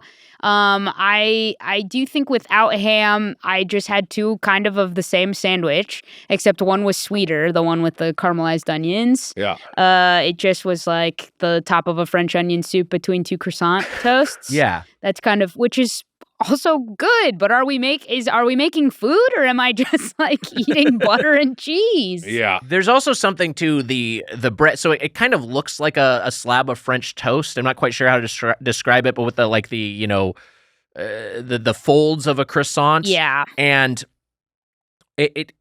very messy. It's a very strange, messy sandwich to eat. It also is greasier than a normal croissant. Like it feels like a little bit. I don't know. Croissants are already buttery. Already buttery. It feels like that's amplified. I thought this was crust crazy. It was just like things were flying off of it everywhere. And stuff like you that. Can't hold it. Yeah, it's crumbly as shit. And why not just use a croissant itself? Like, why do we have to go the extra step of having a croissant toast? It doesn't make it easier to eat. It makes it more cumbersome. And probably harder to make. Yeah. Because they could just split a croissant in half and put all the things in the middle. But we've seen that before. Panera's not going to do that. Yeah. They're not going to do something you've seen before. I mean, I don't know what quite to make of these myself. Yeah. I was maybe enjoying it, but I was also like, this is very heavy. Yeah. I feel like I maybe have a half of one of these. I don't think I could have a whole sandwich for my lunch. I think I'm gonna need a nap after lunch. Mm-hmm. And yeah, very, very greasy and just I don't know. I'd rather I just rather have a sandwich on bread. I feel like that's part of the issue here. I took a bite. Yeah. I said and I come in a little late. Spoiler alert there. Yeah. And you guys responded like, is kind of the word here. We're all kind of thinking, Mm-hmm. And I the sweet one, I'm just going to say right off the bat, I did not like the sweet one. Yeah. And I just like Twisted Metal wise, I'm a bit of a sweet tooth. I like sweet stuff. I like sweet drinks. And I think this drink that, we'll get to it. You were like, Amelia, you're like, it's too sweet. And I don't think it's sweet at all. But that sandwich, I think when it's like savory with sweet, it's like what gets me, and I did not like it. And it's honestly, weird. My favorite bite, another spoiler, I had a tomato soup, which I really like from Panera. And my favorite bite is that when I took the other half of your sandwich that had no ham of it and dunked it in there, that was maybe my favorite of the sandwiches. Sounds like a good way to do that. The croque monsieur without the ham was maybe my favorite bite. I like the croque monsieur was better, but I don't think either of these work. I don't think that they're great. I think that they're a limited time offer for a reason, and they will go away. I mean, the croque monsieur without the ham is basically a gussied up grilled cheese. Mm-hmm. Yes. So that makes sense. Which the other one kind of is trying to be too. It's just with onions, but it's the sweet. taste of that one was just not working for me. Yeah. It's I don't know. I don't know if either of these. I didn't dislike them, but I'm also like, I don't need to get this. Sure, if you order it, you'll be happy because it's, again, bread and cheese. We're good. True. But I wouldn't order it. Yeah, I agree. But it got us. There's other things on the menu. There's other things. Oh, you pick two, just go for it. Yeah. This is the thing. This is what got us in the building. But what's going to like have me come back to Panera and keep coming back to Panera is things like the You Pick 2. The You Pick 2 is just a great value. You get a cup of soup or mac, a half salad or a half sandwich. You get any two of those three. And I get the Mexican street corn chowder, which is an LTO, and also the half strawberry poppy seed chicken salad, another LTO. Both of these are, seasonal items. And I don't know. I mean, like, I'm not necessarily even the biggest corn chowder guy. No offense to Emmy. Yeah, she'll be going crazy right but now. But I did think this was a good execution of it. It's got a little bit of chili powder in there, and I'm a bit of a heat seeker, so like I was getting just a touch of that. The lime juice wasn't too aggressive. The cilantro was nice, and the poblano peppers as well added a little bit of heat, and also a little bit of texture. And some blue corn tortilla chips. You just kind of put those sumbitches on top. I thought this was a nice little cup of soup. It would have a bowl would have been too much, but in cup form, this was a very satisfying hot component of my lunch. The strawberry poppy seed chicken salad I thought was a home run. I thought that was great. I thought it was delicious. The poppy seed salad wasn't too sweet. Interesting. I actually had a lot of experience with home runs yesterday. Oh, boy. Wow. Did you see any in person? There were some dingers. Oh yeah. Wow. Freddie Freeman. Nice. Wow. Knocked him out. That's his whole thing. I got stuffed up there. It sounded Yeah, Freddie Freeman. I'm stuffed up. Do you hear that? No, I don't. I've had a sinus infection. I'm on antibiotics. Sorry, this is a weird time to tell you. That's fine. It's not weirder than you talked about fucking the apple. That was weirder to me. This is okay. Look, we won't get into the story. That's also funny. We were out there talking about we were talking about improv and like scenes being like, my dick is, we were talking about stuff like that. And then, of course, I do it immediately. Sorry. It's okay. Freddie Freeman hit a home run, a dinger. There were multiple dingers yesterday. I think Mookie hit one, too. Wow. How about that? The Red Sox biggest mistake, letting Mookie Betts go away. Sure. I also had strawberries, blueberry. It supposedly had blueberries and pineapple. I didn't get much of those. I just got the strawberries in there, and then some toasted pecans. And I've been having some issues with nuts, but pecans are totally fine. Wow, a great little crunch to it. Yeah, I don't know. I thought this was delightful. Mitch, you also got the You Pick too. I did, Wags. I got the Greek salad with chicken, which honestly, I don't think I need the chicken in it because the chicken is very cheap, thin slices of chicken. This is part of what we're dealing with. We've talked about chicken and how it's oftentimes like has the lowest floor of any protein. We talked about this a lot, yes. And then we're having this discussion about seeing, chicken chickens as like having souls and agency and all that, and it's just like, maybe I just need to eat less bad chicken. Yeah, there's less chicken in general. At least make it worth it. If those guys gotta die, make them delicious. Yeah, right. That's a great point. Yeah. Marty McFly gets a little too offended when someone calls him a chicken. You ever think about that? I didn't think about that. You know what? A buddy of mine said the chickens are actually very brave. So being like, bark, bark, bark, you chicken is wrong. Not even right. Wow. I don't know if they're brave. They're maybe just stupid. Like they'll walk towards a wolf, that kind of thing. It's not like brave. They're just like, they don't know what they're doing. If you agitate them in a Zelda game, they'll fuck you up. Oh, yeah. Careful. Yeah. Oy. Yeah. That's cool. I like that little. I felt bad doing it. I would always want to see that. I would always want to see it happen. You gotta beat that chicken up and see what happens. I do it once to see the animation, but then after that, I was like, I've learned my lesson. I don't need to do that again. The chicken was not great. I like the Greek salad there. I've gotten the Greek salad a lot. Panera's quality, though, I feel like it's gone downhill a little bit, right? Panera's quality, I don't know. Boy, I don't know. I remember when pretty stable recently. When I was shooting the Tomorrow War in Atlanta, I would go to Panera a lot, and I thought like the Greek salad was like a good Greek salad, and then this felt a little airport Greek salad to me. Yeah. Okay. The tomato soup, on the other hand, which was the other part of my pick too, I love. Wow. And I have good memories of during COVID, shoveling at my mom's house, and I got tomato soup at Panera the night before, and we heated it up, and it was delicious. It was delicious. And that's fun. It's good for a fast food or whatever, chain restaurant. Tomato soup, they make a damn good tomato soup. Was this a planned sequence of events? You're like, I'll get Panera tomato soup tonight so that tomorrow after I shovel some snow, I'll have some soup ready to go. That's right. Wow. A snowstorm was coming. That's exactly what it was. Foresight. Anticipated. Also, Emmy loves, I was like, I got to go to work and eat tomato soup. And Emmy was like, I love tomato soup. Sounds like she's a big soup fan. It sounds like she soup is. in general. Yes, I think she is a soup fan. Mm-hmm. Yes. Got to get her into the pod. Yeah. Yeah, maybe. I just remembered a big Panera memory that just hit me was I had free bagels from Panera for a year when I was in college. Wow. Yes, I just remembered this. So I went to, they were grand opening the Encino Panera or something, and I saw online that the first 100 people get free bagels for a year. And I think, I remember I went there at 5 a.m. I went there because I was like, everyone's going to want this. I got to go at 5. Nobody was lined up. It was me and maybe one other guy. I kind of just sat in my car till it opened at 6. And I was like, I'm not going to be the first person to walk in. So I waited a little longer, and I was the third person to walk in there. And they just give you this voucher that I would just show to my local Panera. Wow. And they gave me a dozen a month of bagels. And so we just kept those in the freezer, and me and my roommates just really ate bagels for a whole year in college. Man. Wow. Yeah. Mm-hmm. That rules. Thank you, Panera. College is a perfect time, I feel like, to have I was going to say, exactly. you're like a hero. I was a hero. That's wild. Mm-hmm. Wow. A dozen a month. A dozen a month. That's what you get. Pretty good. Mm-hmm. Should have stayed in school. The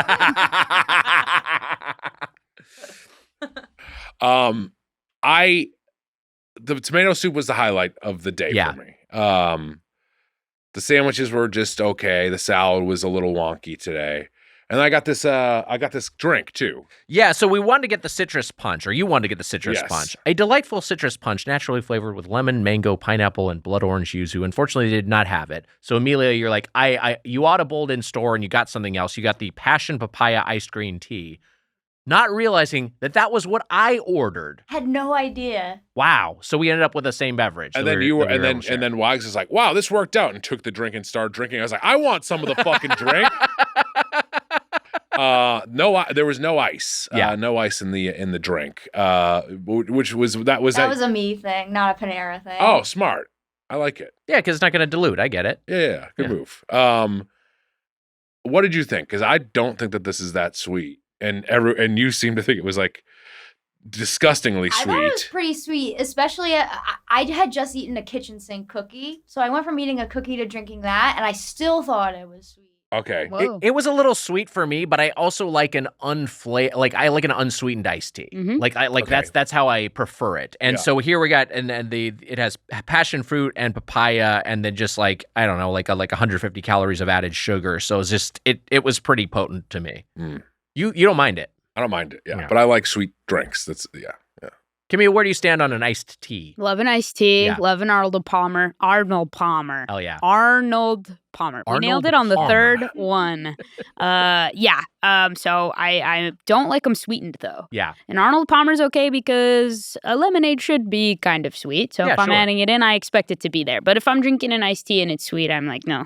Yeah. We're in Arnold Palmer season. We're coming. This is a great time to have Arnold summertime. Yeah. Oh, baby. Oh, yeah. And hey, you can do the perfected Arnold Palmer, the Nick Weiger. Oh, and just change the ratio. I knew you would say this. He does the same ratio as you. I think Arnold my ratio. Palmer does the ratio you do. No, it's what do we talk? What do 2/3 iced tea, 1/3 lemonade. Yeah, that's what it should be. Yeah, exactly. And that's what he calls the Nick Weiger. Yes, this is the issue. Is that he's invented? It's like me being like. The Mike Mitchell, I'm going to call the cheeseburger the Mike Mitchell. It's like when you put 2 slices of cheese on the burger or something. Sounds pretty good. Oh, people do that. People do that. Yeah, that's the point. I can't take a cheeseburger. You can't take the Arnold Palmer. I'll give you the credit for that. Create your own shit. Create some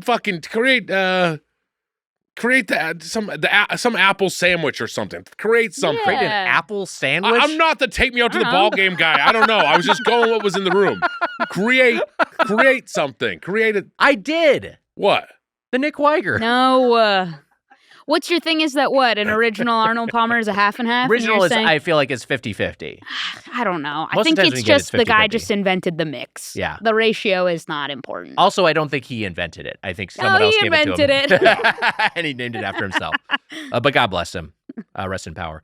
I thought this was too sweet for me. I like a green tea. I like an iced green tea, but yeah, I just don't need this much sugar. However, when we're talking sugar. He's a freak too. We're both. He's a weirdo. I'm normal. I'm a normal man. Okay. We also had some sweet treats. We had the kitchen sink cookies and we had the tulip cookies. Now the tulip cookies came in a 6-pack, and Emma, I think you had the astute observation that recording this on the other side of Easter, this seemed like a way for them to get rid of Easter inventory. They look like Easter They cookies. look Easter They're themed. very Easter. They definitely are Easter cookies. Yeah. And the fact that they came in 6, you were 100% right. Totally. Because I was like, 6-pack, I bet these are little guys. They were big boys. These were big old shortbread cookies. Like, I think we split 1 or 2 of them among the 5 of us. Yeah.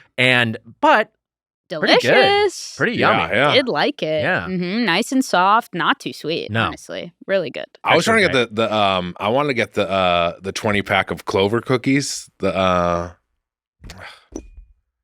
Is this a St. Patrick's Day What's thing? going on? the St. Patrick's Day Okay. cookie joke. All right. Nice. So, and where's it going? No, That was it? That was That was the end? That was the end point? You want to get a 20-pack of Clover cookies because St. Patrick's Day was a couple months ago? That was the entirety of your thought? Okay. Don't talk to me like a child. No, I just wanted to make sure. I just wasn't sure what I was missing. I guess I was missing nothing. we got it. It's fully self-contained. I was going to say, like, you have your head in your hands, you're not responding. I had given up and covered my head already. I couldn't do it anymore. I was going to say the 50-pack of fucking Santa cookies or something. I just was running out of steam. I just had nothing. You're doing great. That was good.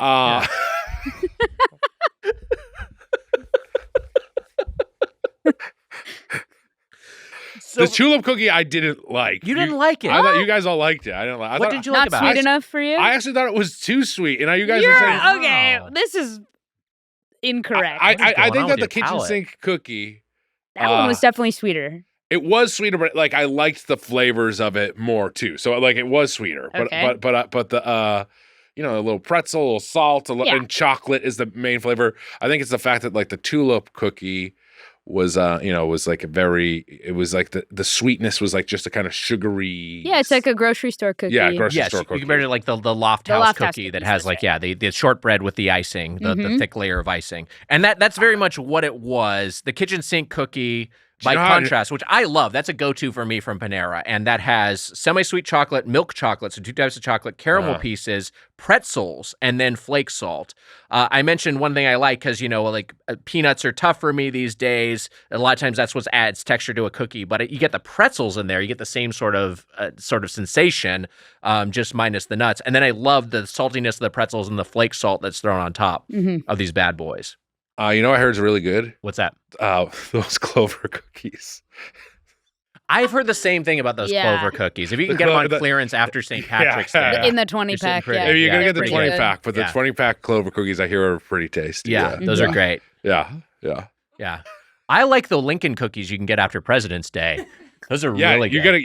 You have to get 60 Lincoln cookies. You have to get 60 Lincoln cookies after, but it's a 60-pack. You'll go right through them. And also, it is a weird thing. It's like post-assassination Lincoln. Like it's like right after he got his brain. It's pretty. But they just say that because I think somebody just spilled a batch of them on the floor. Yeah, and they had to rebrand real fast. I like those kitchen sink cookies quite a bit. I like all the textural variance. That's a big part of it. It's just like each bite is a little bit different, and sometimes you get those perfect bite that's got a little bit of everything. But it is, I think, a little bit sweeter than the tulip cookie. Yeah. Yeah. No, you didn't agree with that. No, I didn't agree with it. But I agree with I agree with his thought on it. Sure. That's fair. I like the kitchen sink cookie, and I just. The grocery store, a sugary grocery store cookie is not my favorite type of cookie. And that's fair. Mine neither. Yeah. But today it was good. Yeah. Amelia, you seem to respond to that kitchen sink cookie. Oh man, those kitchen sink cookies were a home run. Whoa! Congested.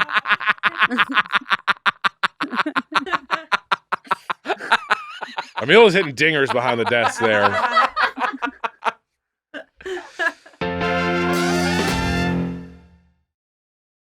Hey, buddy, ready to optimize your nutrition this year? Factor has chef-made gourmet meals that make eating well easy. They're dietitian approved and ready to heat and eat in 2 minutes, so you can fuel right and feel great no matter what life throws at you. Wow.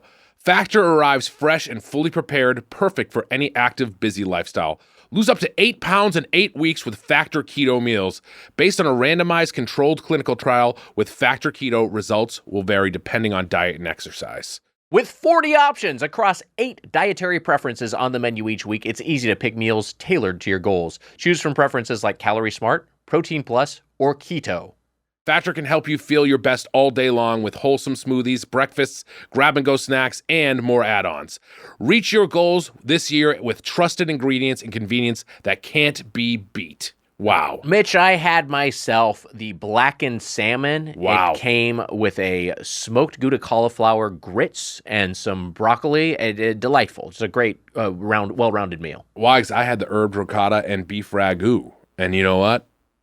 I really enjoyed that ragu. With the roasted Parmesan walnuts and zucchini noodles. Mm-hmm. A lot of good stuff there. Eat smart with Factor. Get started at factormeals.com/factorpodcast and use code FACTORPODCAST to get 50% off your first box plus free shipping. That's code FACTORPODCAST at factormeals.com/factorpodcast to get 50% off plus free shipping on your first box. Do it. We should get to our final thoughts on Panera, unless there's anything I missed. Were there any menu items we didn't hit up here? I think we got everything. Yeah. I mean, the croissant toast was the headline. Yeah. And, you know, we'll talk about it. So Kimia, here's how this will work. We'll each go around. We'll give our closing argument, if you will, on this particular chain. You can talk about this experience. You can talk about your lifetime of Panera experiences, and then end it by giving a score from 0 to 5 forks. You're our guest. We'll begin with you. Okay. This is me talking about Panera, right? Yeah, Panera. You know, Panera has only provided for me in my entire lifetime. Wow. It's provided a space to study. It's provided bagels for my friends. It's provided safety, a seat. There's always a seat for you at a Panera. And it is very reliable. The food I don't love now, but I did then. It satisfies. A You Pick Two is a fantastic deal. Yeah. So I think generally, maybe I'm just feeling so happy and emotionally high on this Panera, but I'm like, okay, I give it a 4. It's a pretty reliable spot that to me gave me a lot in life. Wow, 4 forks. Look at that. Very good score. Mitch, go ahead and give us your closing thoughts, your fork score. I'm going to deploy Chekhov's apple. Wow. He's going to eat it, to be clear. Thank God. Croissant toast sandwiches didn't work out, but you know what? I'm going to give a toast to croissants in general because they're a buttery, tasty delight, and I like to get a croissant sandwich at Dunkin' Donuts. I'm a fan. The Dunkin' Donuts sandwich, the breakfast sandwich with the croissant, egg and cheese or whatever, and bacon or whatever you want to put on there, really works well. These did not. They were just like too charred and too fucked up. What is this? You said Jab Industries? Yeah. JAB. I believe it's pronounced as an acronym. Jab, but what Jab Industries? Let me scroll up through my notes here. It's a JAB Holding Company. JAB Holding Company. Got it. Okay. Now in 2020. I was trying to avoid the jab, as you know, Wags. Oh, boy. But in 2025, do I avoid Jab Holding Company? Do I avoid Panera? No. I like Panera quite a bit. I think that the quality has declined, but I think you can go in there and share some bad news, Wags. We've talked about this before. It's a great place to go in there. And when I was in Atlanta, I went there for lunch, and they can get like a good, healthy lunch. I love the tomato soup, decent sandwiches. You pick 2. I think I love everything it did for you when you were in college. That's the truth. I love the 20-pack of Clover cookies. I'm genuinely a fan. I do think like it felt Panera felt elevated to me at one point, and now it doesn't feel that way, and it kind of bums me out. I think it's just age. Yeah. But Obon Pond, doesn't that still feel kind of, or actually maybe that slid too, but that felt elevated at one point. I don't know. These like fast cash cafes felt elevated and no longer do. Then they just now no that longer I'm like do. over 30, I'm like, no. No, yeah. Make I guess food in your home. that is maybe what it is. But I can't go below. I'm gonna go 3.5 forks. Yeah. Doesn't get a 4 from me. I don't think it deserves it, but I think it's a good solid 3.5 forks. I think you're more right, and I was really riding the high of my emotions. Look. This show is all about nostalgia and being too nice to these places that are usually are being too nice to a Panera, a place I haven't visited for years. And honestly. also like probably a terrible corporation on top of that, of course. Oh yeah, did you see all the places it owns? Yes, Jab Holdings doesn't sound like a great company, anyways. But wow, I can't believe you actually finished the fucking apple. We really stalled for you to just crush that apple. Yes, I was more seeing if I could do it, and you did. Yeah. Congratulations! How does it feel? Yeah, do you feel good? Pretty good, honestly. Good apple. No, I noticed you chose the apple that didn't have the huge bruise on it. See, that's Emma, the thing. This is a fair observation. So one of the apples, as I finish my bite here, that Panera gave you, because that's the one you take home. No. As part of Panera's... No. That's the first time anyone on the podcast should be like, no, don't do that. Our guests should do that more. I want to encourage that from our guests. Anytime we go down a road like that, just no. As part of the Panera combo, you get your choice of an apple, a baguette, and chips. Or 20 Clover cookies. Or 20 Clover cookies. That's a seasonal item. However, this apple has a big bruise on it. Now, that's not the end of the world, but just again, for something that you're getting from a restaurant, you kind of wish this one had been pruned out of there. That's like a sliding door for a worm. Oh, that's true. Yeah, it is like a sliding door for a worm. That worm's doing an Architectural Digest. Yeah. That's a luxury residence. Who's that worm that wears a hat? Oh, from Richard Scarry, Busy Town? I know you're talking about. Oh, is that who it is? That's who it is. Who, isn't there a worm that wears a hat that lives in the apple too, or am I being That's crazy? him. He drives an apple car, the Richard Scarry worm. Oh my God. Lowly worm. Mm-hmm. Yeah, Lowly. Lowly? Yeah, Lowly. Lowly. What is it? Lowly. What is it? Lowly. Yeah, Lowly worm. All right. Rule 34. Oh, God. No. The worm who wears the hat. I think he might be a resident of the White House. Wow. We'll be right back. Okay, we're back. Lowly worm is cool as hell. Yeah, Lowly worm is cool. Yeah, he's awesome. Lowly worm.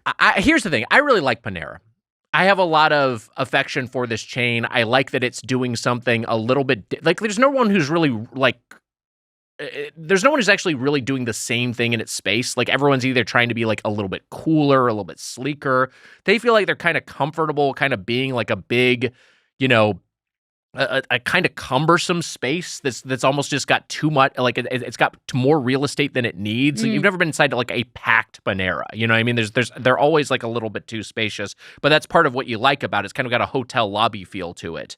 But it's also a little bit, and this goes back to what you were saying, Mitch, about it being a place to break bad news to people. It kind of also has a sort of almost clinical feel to it. Like, it's not like it's homey, but it's also not too it's not too nice, it's not too snazzy. I don't know. There's something about it. There's something about its sterility that is kind of comforting, and its uniformity. And I think the quality of food is high enough that I'm always happy when I have a lunch there. I think they do have. We didn't get any hot beverages here, but I think they do have good coffee, and I'm a big coffee guy. I got to have my Java, and I think if you're near a Panera, the Sip Club is quite a good value.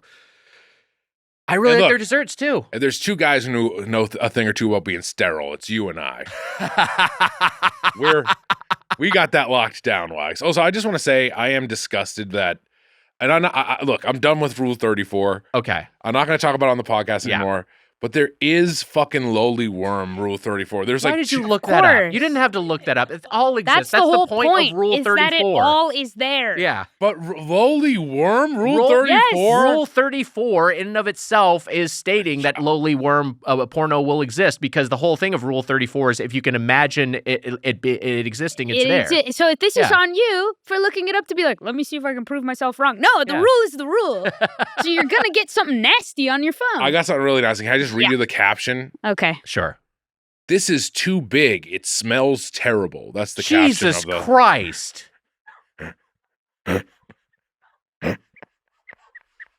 Yeah. Okay. Show me that after the You gotta take her off the Text caption. that over this way. Wow, 2 takers. Ithaca College alums. Throw those caps in the air. I like Panera quite a bit. Yes. I wanted to defer for a second to Amelia because you have a little bit of a history yourself with Panera. I've always had really fond memories in a Panera. When I was 12, my sister started dating her high school boyfriend, my older sister, and he would let me tag along on their dates, and he'd take us to Panera, and he'd treat me to Panera, and I got the same thing every time, and I got it today. The Frontega chicken panini and a French onion soup. How was it? Very nice of him. How was it today? It holds up. Wow. Nice. Holds up. And he is now my brother-in-law. That's amazing. Yeah. That's awesome. Yeah. Has he taken you out since to a Panera? Oh, yeah. Oh, we've This got is something you guys Paneras. should do, like every so often. And I've taken their child, my niece, there to Panera. Wow. We got That's kisses so and cookies beautiful. recently. So cute. What a lovely story. That's very Yeah. sweet. Yeah. If I'm going on a date with a girl, I said, don't try to bring your kid's sister along, okay? Last time. I don't really go on any dates if that wasn't clear. No, yeah, we established it earlier when you insisted that you're not a bachelor, you're a lonely man. I have. I last time we reviewed this chain, I mentioned on the podcast that I lost a baguette in my car, and Still haven't found still it. never found. Not to this day. It's amazing. No idea. I didn't know a man could lose a baguette until it happened to me, but here we are. Wow. We're living in the aftermath of that event, but I am still a fan of Panera. Nevertheless, I am going to go Four Forks. I'm in the hand-holding club with our guest because I think this is a... Wow, I kept it out of the golden plate you club. did, Mitch, but you also were true to your evaluation, and that's the whole point of this exercise. I do. This is a good outing like for Panera quite- today. And hey, I'll have that memory of that snow shoveling day and that hot tomato soup with my mom. I'll have See, that that's forever. the thing. A Panera has a little memory for everybody, huh? It really does. Mhm. That's kind of nice. And it's mostly, I have bad news for you. Is usually what it is. It's a memory. A memory's It's a memory. A memory is a memory. It's a core memory. Yeah, that's true. where we fired you song, right? I believe Our so. whole yes. producer. I think I said this before too, but I've since like bad moments in my life, I've thought of just being in a Panera. Like I've Right. retconned it when I'm thinking of like a white void. It is like sitting in a Panera Sure. where I'm like getting this, some sort of bad news. But also. I think it is a place where you can sit down, and it's like a place where you can take that news. That's another part of it. So It's an antechamber to oblivion. I like kind that. of a purgatory on Earth. Okay. Yes. on this little spaceship we call Earth. Wives. That's right. Hey, that was our review of Panera. It's time for a segment. This is Two Truths and a Fry. This is a Oh, food-based two truths and a lie, where Mitch and Kimia must guess which of these I was just about to three say this food podcast facts- sucks before you said the segment. Which of these three food facts is in fact food fiction? Okay. So I will read a topic. I will read three quote-unquote facts. You identify which of the three was made up by our associate producer, Amelia Marino. And we can And alternate we say who which guesses one is first. a fry. Yeah, so Okay. say which one is a... I mean, you can also just say lie, but say what it's no, technically we'll say two what truths you and Yeah, a we'll lie. said. say We'll say what you fry. said. Okay, We'll it's say fry. Okay, great. First up, the topic is donuts. Okay. Mm-hmm. A, the original purpose of a donut hole was to save dough and yield more product. B, the world's heaviest donut was made in Utica, New York, and weighed over 3,000 pounds. Whoa. C, National Donut Day was established in 1938 to honor the women of the Salvation Army who served donuts to soldiers during World War I. I have an answer. Go ahead, Mitch. You can go Wait, first. I go first? You go first this time, and then Kimia can go first next time. Okay, great. I think B is a fry. Mitch says B, the world's heaviest donut. Oh, Kimia, what do you think? that sounded kind of good to me. I think C is a Oh, fry. yeah. C does seem like a fry. Oh, well. I'm surprised to tell you that you were both wrong. Dang. The original purpose of a donut hole was to save dough is a lie. Or Is a it fry, so it rather. cooks? It is to better? ensure the dough is And I fried freaking evenly. knew that. You Yeah. knew it.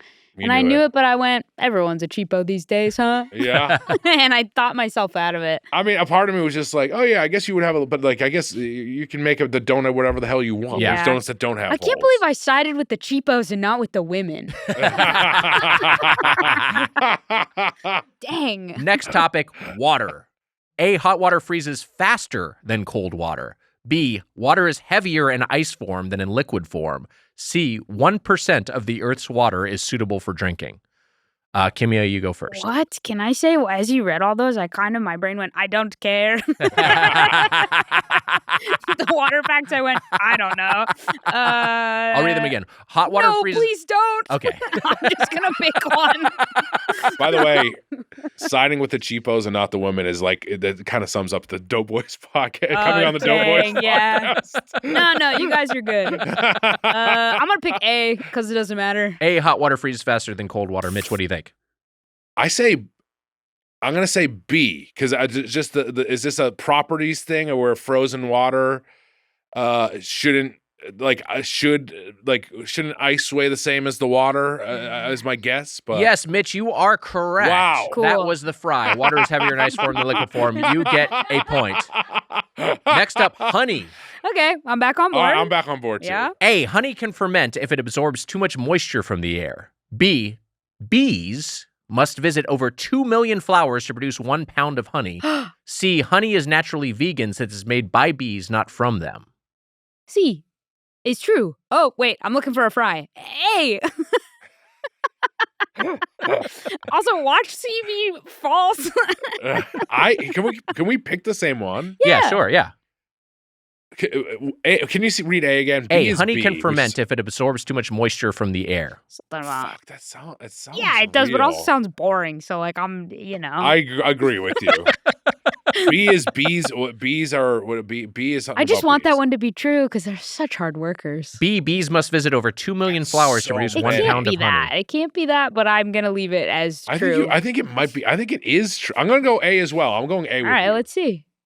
The one that is a lie, or a fry rather, is honey is naturally vegan. Is that true? Yeah, I looked it up again to be sure. It says honey is not vegan. It's technically an animal product, and those following a vegan diet can exclude any food that exploits Wow. Our vegans won't eat honey. Wow, that's wild. Interesting. That's wild. Even if the bees are just making it anyways. It's pretty rare. I think most vegans are okay with it. It's very staunch, hardcore vegans that won't touch it. I guess it's an animal product, fair, I guess so. but I'm not you also can't give honey to babies. Honey. Yeah.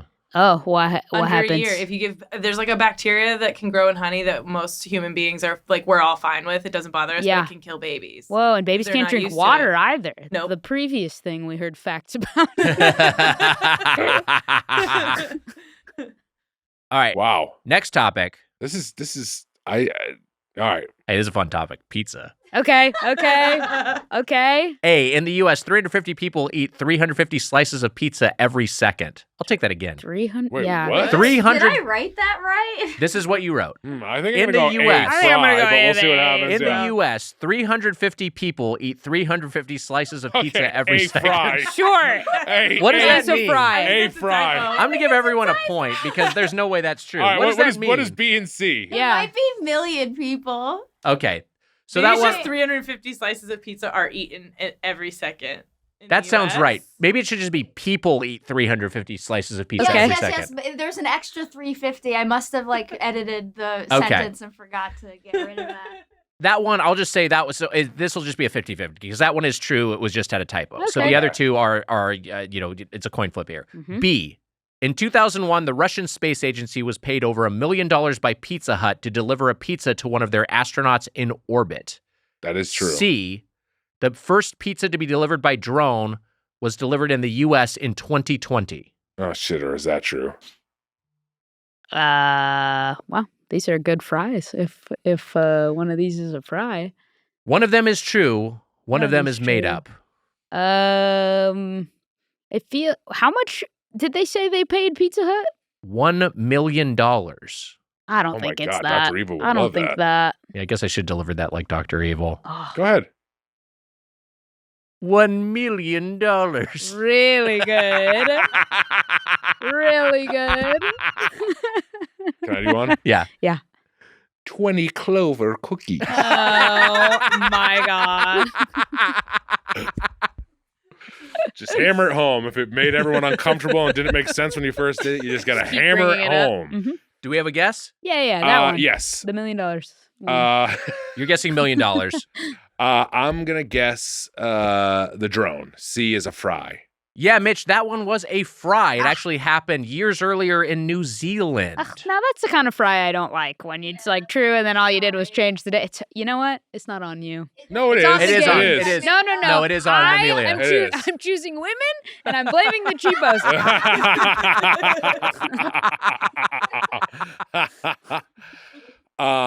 Okay, honey is honey the only product a bug makes? Webs. Yeah, webs. Webs are huge. Shit, you're right though. Webs? So, Silk, yeah. Silk. Yeah. Silk. Silk is a I big guess one. the only one that we eat, right?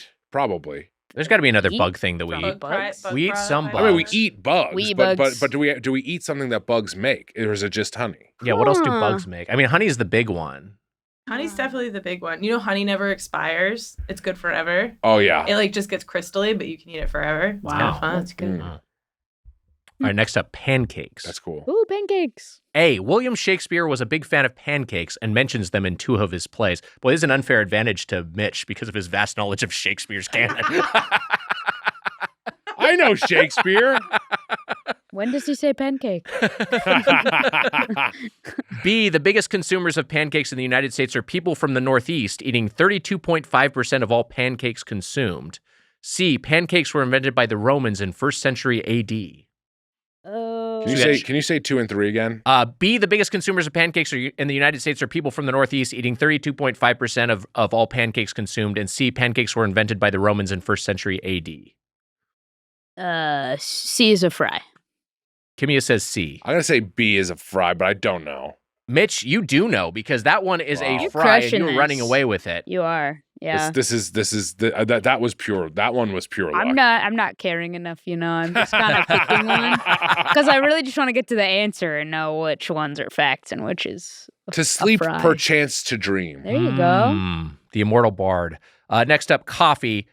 A, bees are attracted to coffee plants and enjoy the effects of caffeine. B, the caffeine extracted from decaffeinated coffee is sold to tobacco companies to put in their products. C, coffee's popularity in the U.S. boomed after the Boston Tea Party. Too fast for me.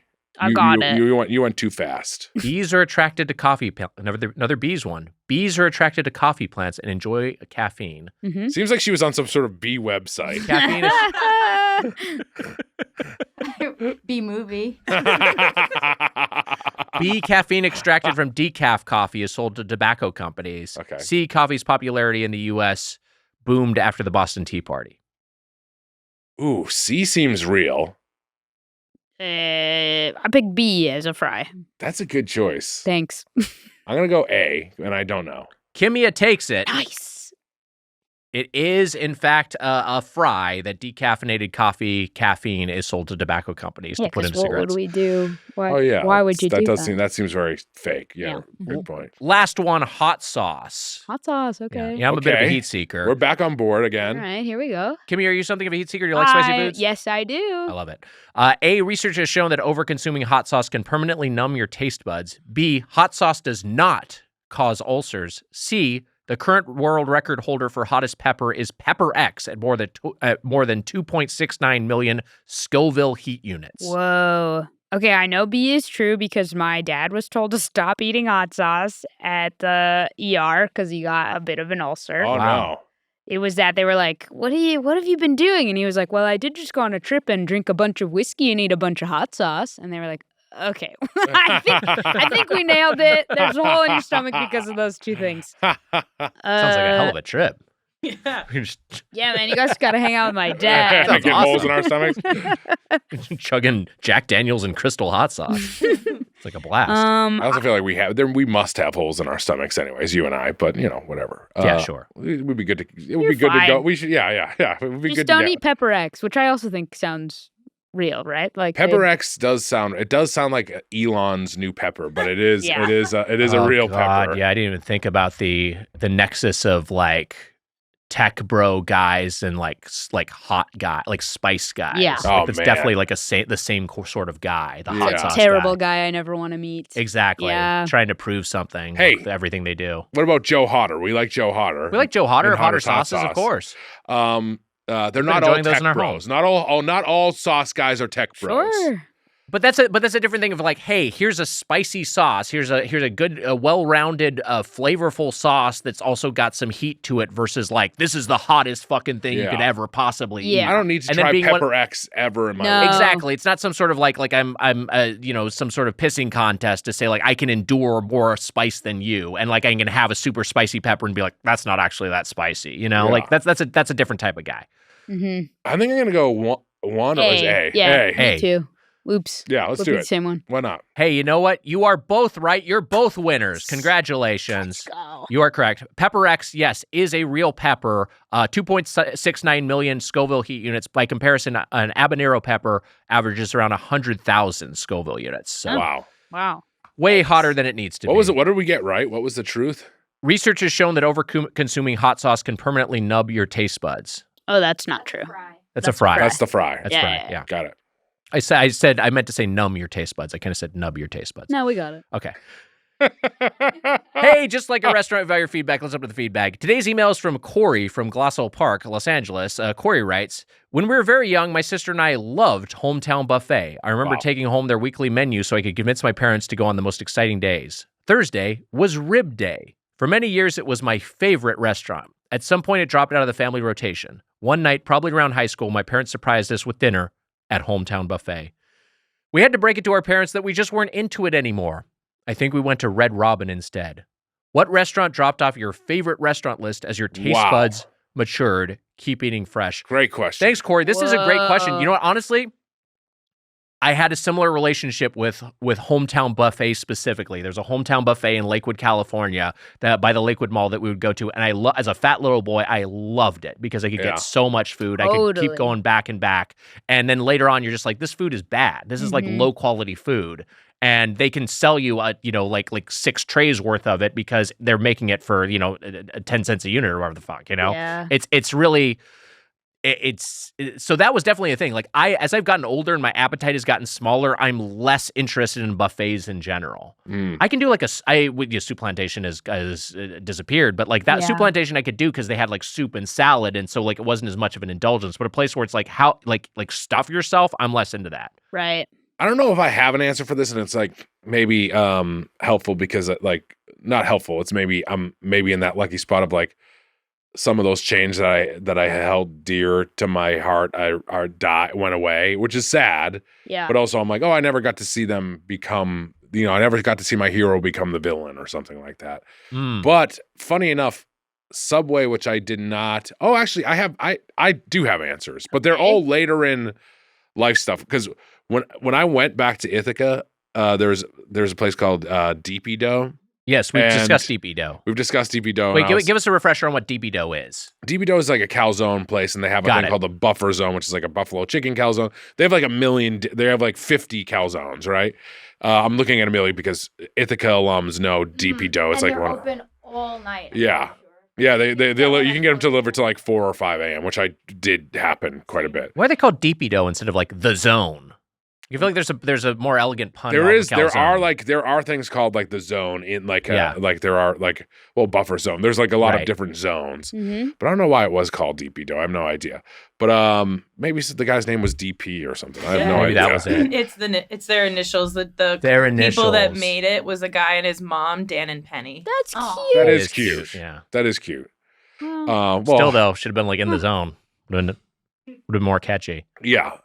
We don't know how bad Dan and Penny are. It is cute. Right now, it's cute. It's adorable. Cute to us. Yeah.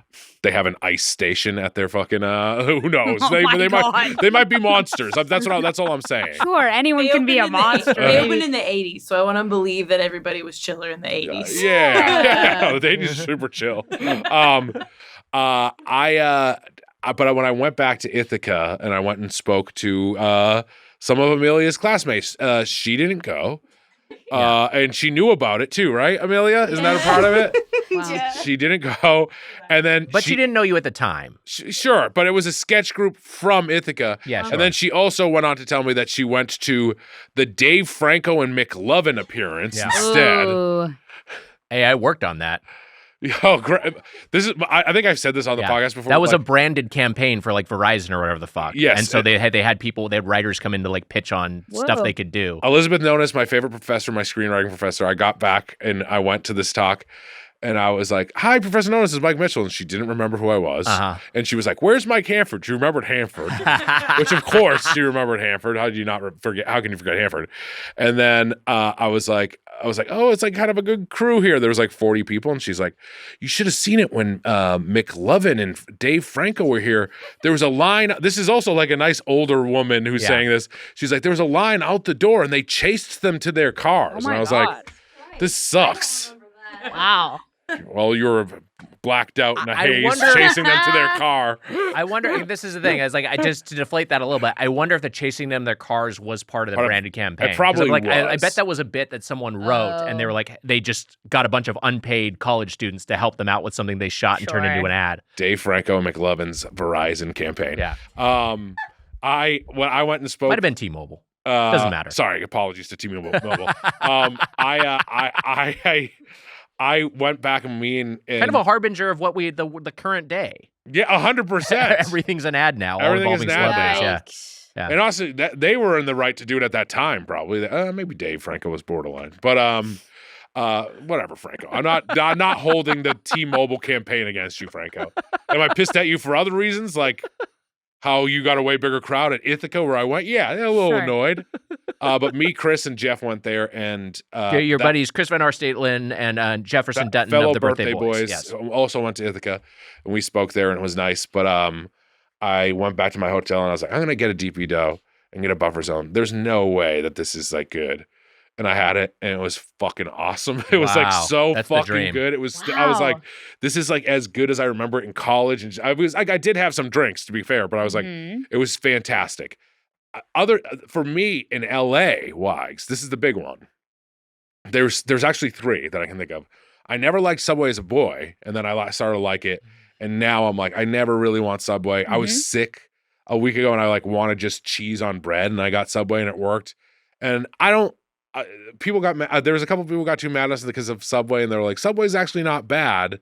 Actually, you can never tell what people are going to get upset about. What are you talking about? Subway sucks. You don't have a fucking Subway. Subway has gone You're going to get on the internet and you're going to type that Subway is good? No. What are you doing with your time? It's your one and only life. What are you doing? They've made you eat yoga mat bread, cake bread, fake tuna. Like, it can be bad. Yeah, it sucks. There's a message board about our show that's not on Reddit, and I don't let people know about it because they're the good ones. That's true. And someone in that board was upset about the. What is this board? What are you talking? How did you find it? I'm telling you. How did you find this? How do you find I'm these not telling you deep-cut about it. Off social media forums? I like these guys. I sometimes say hi to them. They're cool. Truth Social? Okay.